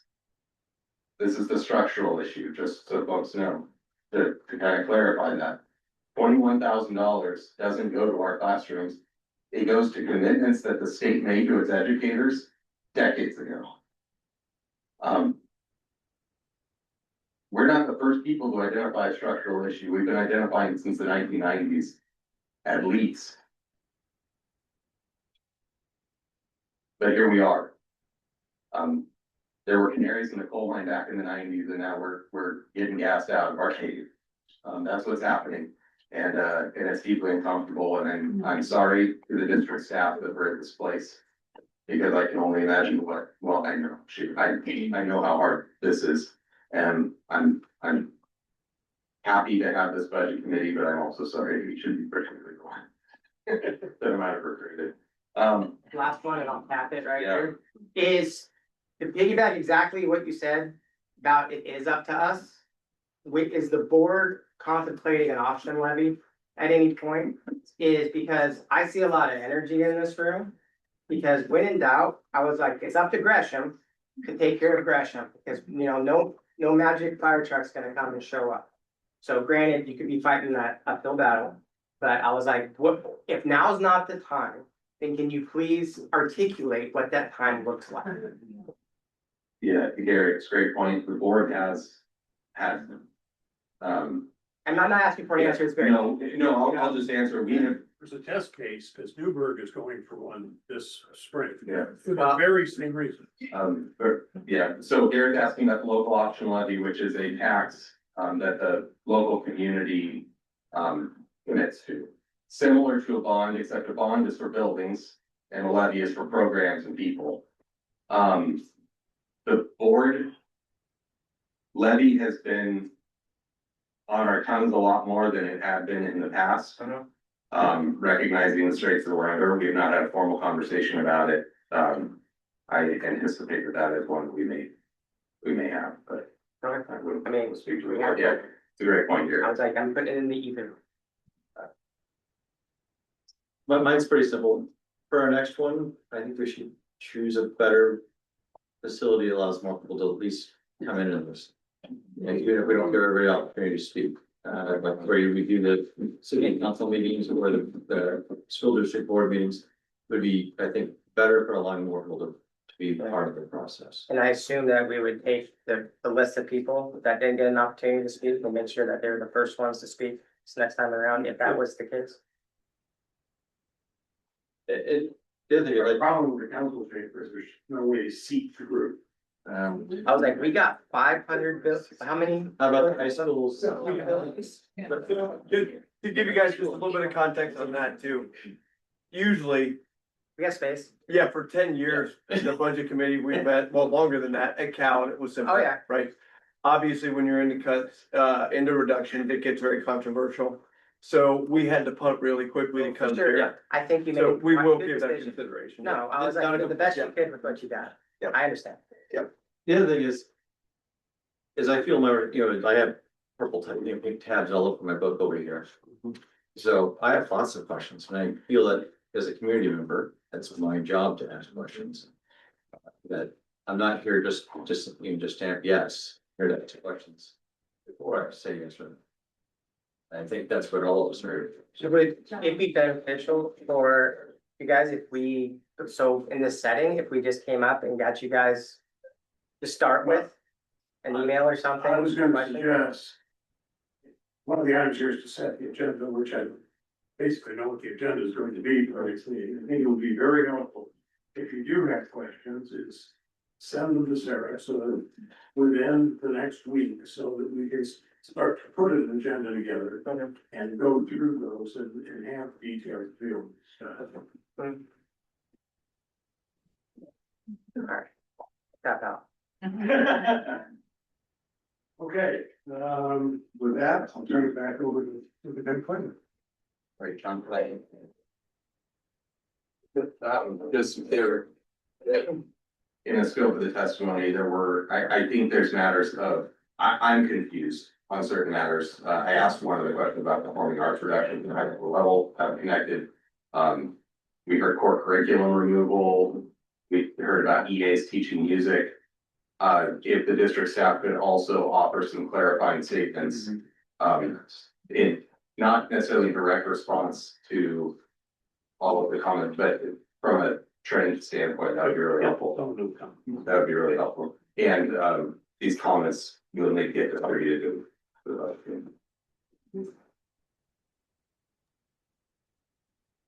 All right, and yes, please get any lingering questions you have to Sarah. Hear them later or write them on the note cards that you have in front of you and leave them with us. Even if you've mentioned it, I've tried to take notes, but if you have a lingering question, please get it to us. As we conclude this evening, I want to acknowledge the weight of what we are discussing. You all have sifted through hundreds of pages of dense technical budget documents. This process is inherently driven by the rigid requirement to present a balanced budget, a task that we are legally and professionally bound to complete. But the reality is that schools are a people business. While students are the absolute heart of our work, we only succeed through the strength of our community, our families, and our dedicated staff. This is precisely where the work transitions from being technical to being incredibly difficult. We're currently facing the painful rub between the technical necessity of a balanced budget and the people at the very heart of our district. We recognize that any reduction in staffing is not just a line item, it is a painful, personal, and it's profoundly difficult. There's a lot of hurt in our community right now, and we do not carry that lightly. It's important to understand that the reductions presented here were not made in haste. They they are intentional and were designed with the totality of a K-12 experience in mind. Looking at a single reduction in isolation doesn't paint the full picture of our educational landscape and ecosystem. In a balanced budget, any addition necessitates a reduction elsewhere. This proposal represents thousands of hours of debate, critical thinking, and a sincere attempt to weave community feedback into an intentional path forward. To those of you that attended tonight from our community and our staff, thank you for showing up to share your perspectives and your advocacy. These decisions were not made lightly, and your voices are a vital part of this process. To our board and budget committee, thank you for your questions and clarifying comments and the questions that you'll bring next time we meet, and for engaging in these difficult discussions that were required to get us to this point. We do move forward as a district with a heavy heart for what is lost, but with a firm commitment to the students who remain our primary focus. Thank you. That, I'll adjourn the meeting. Thank you all. Thank you.